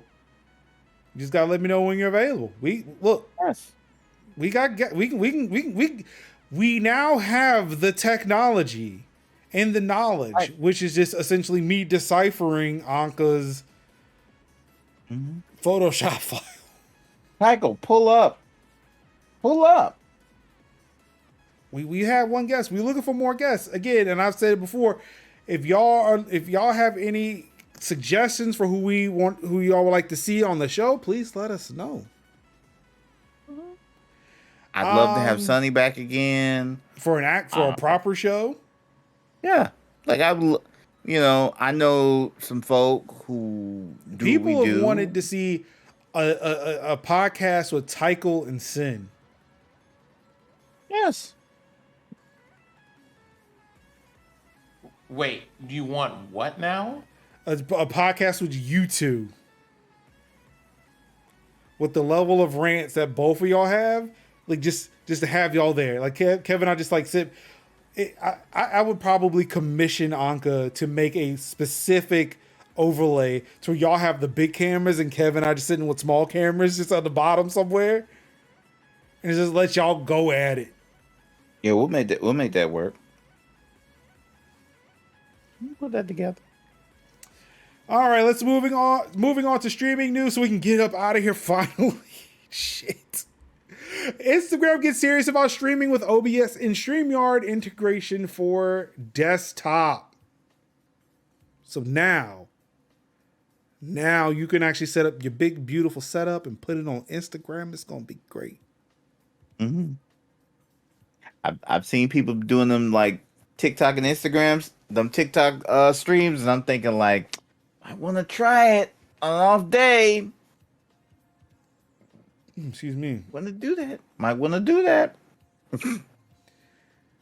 And ladies and gentlemen, it's time to find out whether or not Twitch did it again. And they did. Twitch reducing payout threshold for streamers will soon be $50 minimum. That's a great thing. Because the amount of people who like have been sitting on like $80, $90, $95 and like hoping, praying that they get a good hype train that could push it over, and then being like, oh great, you got it, now you got to wait another month. So now this is great because people would get more consistent payouts. Sometimes it could be like, oh, it's 50, 55, might be 60, could be 70, could be the $100, but at least the threshold is small enough to where people will get more consistent payments per year. Like, they made. Yeah, so they made enough. Jerry says so. They made enough interest off of holding folks' payments. Maybe in the following countries: Argentina, Italy, Japan, Mexico, Spain, and Taiwan. because those Right. are the countries that will start seeing the new $50 payouts on July 15th. Other countries Right. will follow in the coming months until November. So they're hoping by November they should have it rolled out worldwide. Right. So, like, my question here, right, is, you know, some people have the occasional issue with frequency, but more people have an issue with ratio. I'm like, Twitch, why did we do this? Not that it's bad, but why did you do this? What does this serve here? Because who was asking for that? Who isn't? What, the $50 minimum? Yeah. Me? No, who isn't asking for it? Oh, who isn't? Oh, I don't know. Because I feel like the answer to Sin's question is like literally anybody who wants to get paid faster and more frequently.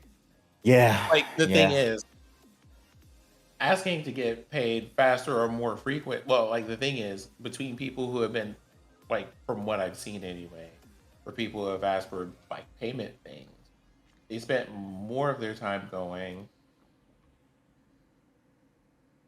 I put all this into the platform, and so to do that, right, to get to this number, or let's say it's currently it's $100. For you to do Yes. that, I have to hit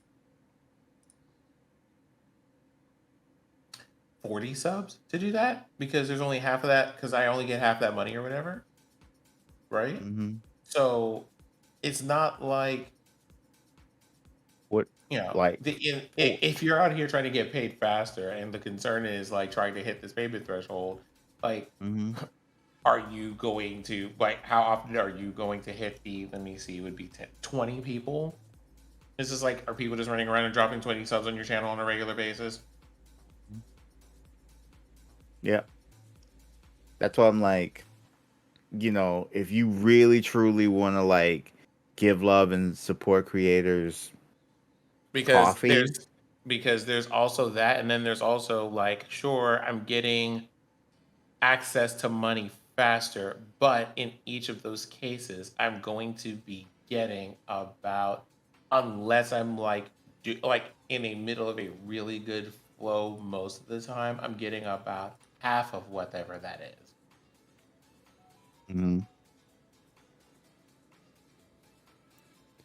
But I still think the argument is too. I mean, I don't see how that's an issue. That's almost like me complaining. I get, instead of getting paid once a month, I get paid 4 times a month. But a quarter of my paycheck with each with each paycheck.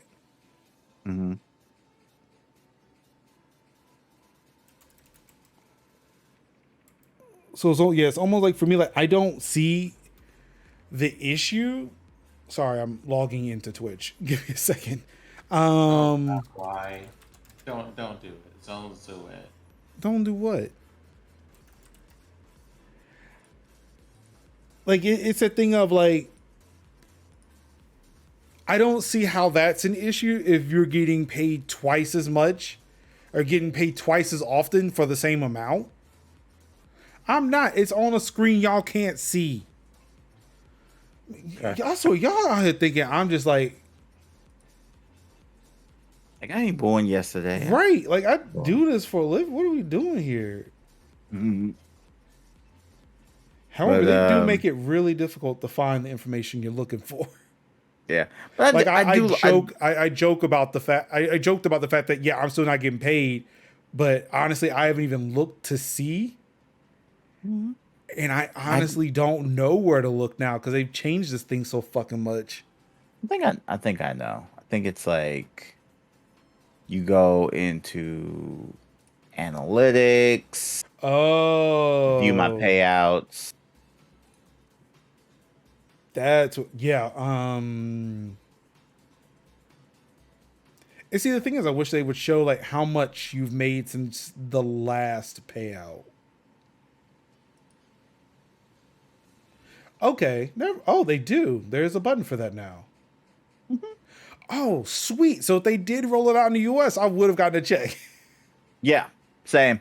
If they had rolled it out like this month, yeah, I too would have gotten a check. It's been a while since I've checked because I do not get paid that often, and honestly, it's a thing of like, I do not care. Like going to John Riccatello saying that, hey, you should care about monetization as opposed to just doing it for the fucking art. The people who are telling you this is what you do this is what you need to do to be successful on insert platform here. I don't do it for the money, so I'm not necessarily looking. Like when PayPal sends me $100, it's like, ooh, surprise money today. But yeah, like I like they change it so often. I don't know where to look, and I did not. This button, like this link I clicked to see how much I've got to go to a payout, is new. I have not seen this before. I had to eyeball it and was wrong many times. But yeah, I mean, the thing is, like, I don't see how. Yeah, this is an issue for people who are consistently getting $100 and getting paid at 100 as opposed to getting it at 50. I'm curious about, like, I don't know if Twitch takes out taxes for each of those either, so that's also a thing. Well, according to this page, they're not withholding any taxes from me. Could you get weird numbers? Like, you'd think it would be even given like half the stuff, but it's just like $50.42. You're just like, how did this happen? Well, I mean, with bits and stuff, right? Because it would, like, by the time it triggers, it's not like an even 100. Because let's say if you were like at 99.72 and all of a sudden like a reoccurring sub kicked in, like then it will send you like 104.72 or some shit. But yeah, looking at my withholding rates, which again, that's new too. There's no royalty withholding tax and no service withholding tax on that. So I would get the full, I'm assuming if this is right and they switched over, I would be getting 57.74.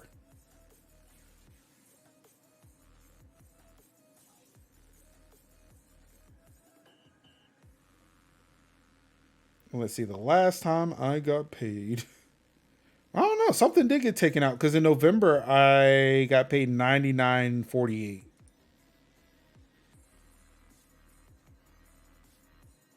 Because at this point, that just also means they get to tax you twice or something. But it doesn't say anything got taken out. I don't know, but like I got $99.48. I will gladly consider that $100. I do not care.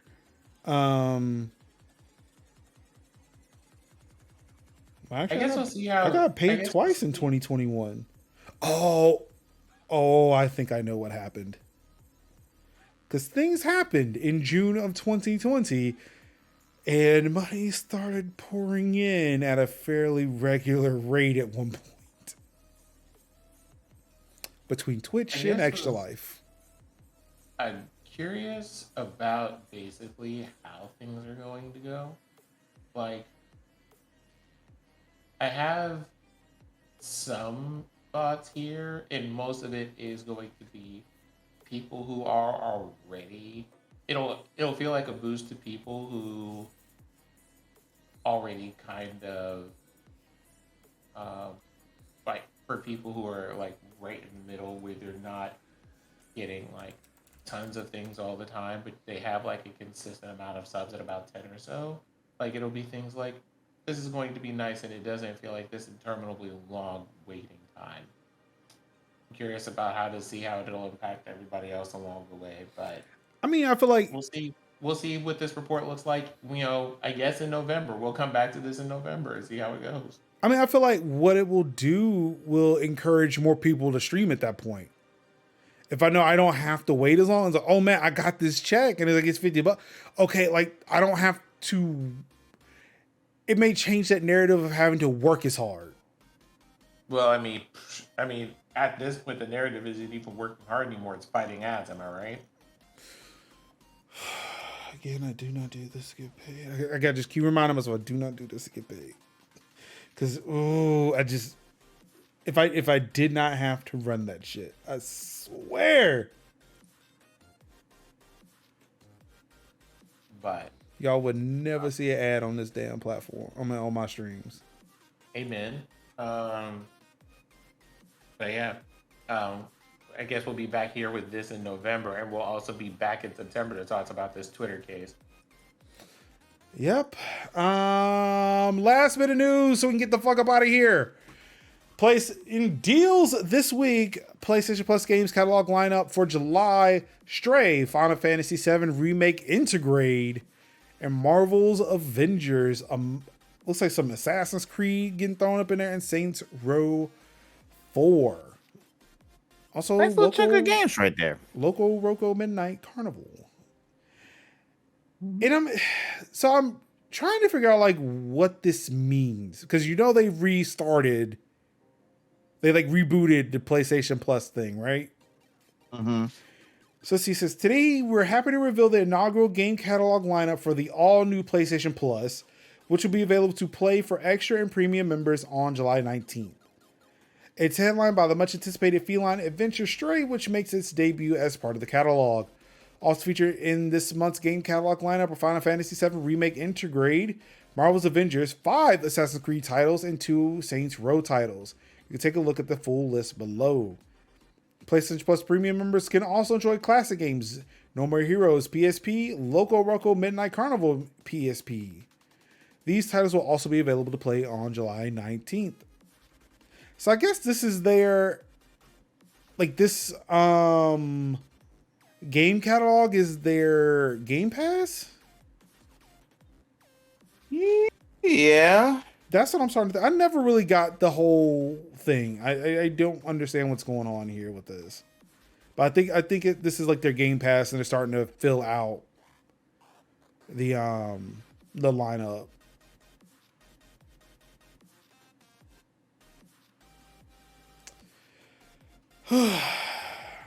Maybe Young could help us out. We should get Young on the show so he can explain everything PS5 to us.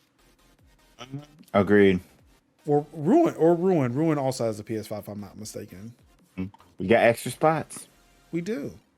Let us know. I will show you. See, look. There. Well, Sin's not here, but as you can see, there are 4 spots and they're open, and y'all can take them. It's gonna be great. Yeah. Sin is doing all of this, but nobody can see him do it. Sonny's picture was in the way. I'm sorry. What happened? The overlay for the 4 people for 4 people still has Sonny's picture on it because we don't use that as often. So I haven't updated it since Sonny was here. So you doing this was covered by Sonny's picture. Your name was there though. The role of Sin was being played by Sonny when she was here for Thursdays.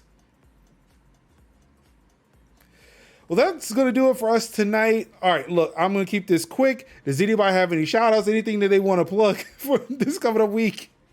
I think mostly like bunch of indie games are coming out in the next couple of months. Go check out Ooblets, because Ooblets is coming out for the Switch. Bear and Breakfast is coming out into this month. 2 Point Campus, which is like 2 Point Hospital, but it's in college, so I'm looking forward to that next month. Yeah, just be safe and play more indie games. That's it for me. Sin, anything you got to put out there? Tabletop games with D&D Jordan Lee this weekend from 3 to 6 on Saturday. More Hollow Knight next week on Tuesday. And then a new game that I'm in called Kinetic, Wednesdays at 7 p.m. Eastern. Dope. With Honey and Dice. Yeah, I would say the same excuses of, yeah, I'm going to stream this week, but then obviously not, because that was supposed to be this week. Major streams when he wants to, the end. Not that. That's not the point I'm making here. The point I'm making, because I really wanted to stream this week, but that's not the point. The point is, yeah, I noticed an issue with my graphics card. I had to fix it. I fixed it. However, now there's just an issue with Windows 11 because, again, as I've tweeted before, Windows 11 is actually fucking shit.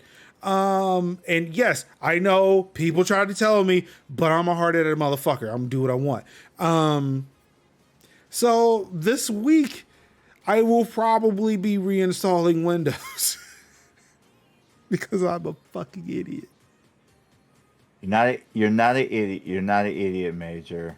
But you now know. But you now know now. See, I have to learn. And when you know better, yeah. you will do better. Yeah, see, that's see again. That's why I have people here to rearrange the words that I say to make it sound better than my bluntness. Mm-hmm. But I'm glad you now know that that Windows 11 is not ready yet. I was going to like, look, when I fixed the driver issue, I was like, all right, man, we're good. And honestly, outside of my camera breaking, which I still think it may be something wrong with this cam link, but we're going to find out because I'm going to get rid of the other variable, which is the OS at this point. Yep. We're going to find out. But yeah, like I fixed the graphics drivers a couple of days ago. That was the issue with doing all the encoding and stuff with the computer. And I think was ultimately the issue with why the stream crashed last week. Because once I reinstalled the drivers, everything worked perfectly. You saw that I loaded up YouTube videos on the stream with no problem. So I solved the issue, but yeah, there will not be any streams. There will be me installing Windows 10. Still playing with storage stuff. But yeah, that's it. It's after fucking midnight. It is fucking Friday here on the East Coast. I have kept these gentlemen here way too long. My ass is saying, dude, you got to get the fuck up. So I'm going to do that. Thank you all for tuning into another episode of Tech Talk Thursdays for July 14th and 15th, 2022. On behalf of Kevin Kev, on behalf of Cinziak, it's your boy, Mark Summers, Major Lennox, twitch.tv/Major Lennox. And all I've got left to say to you people is I love you. And peace. How? And forever.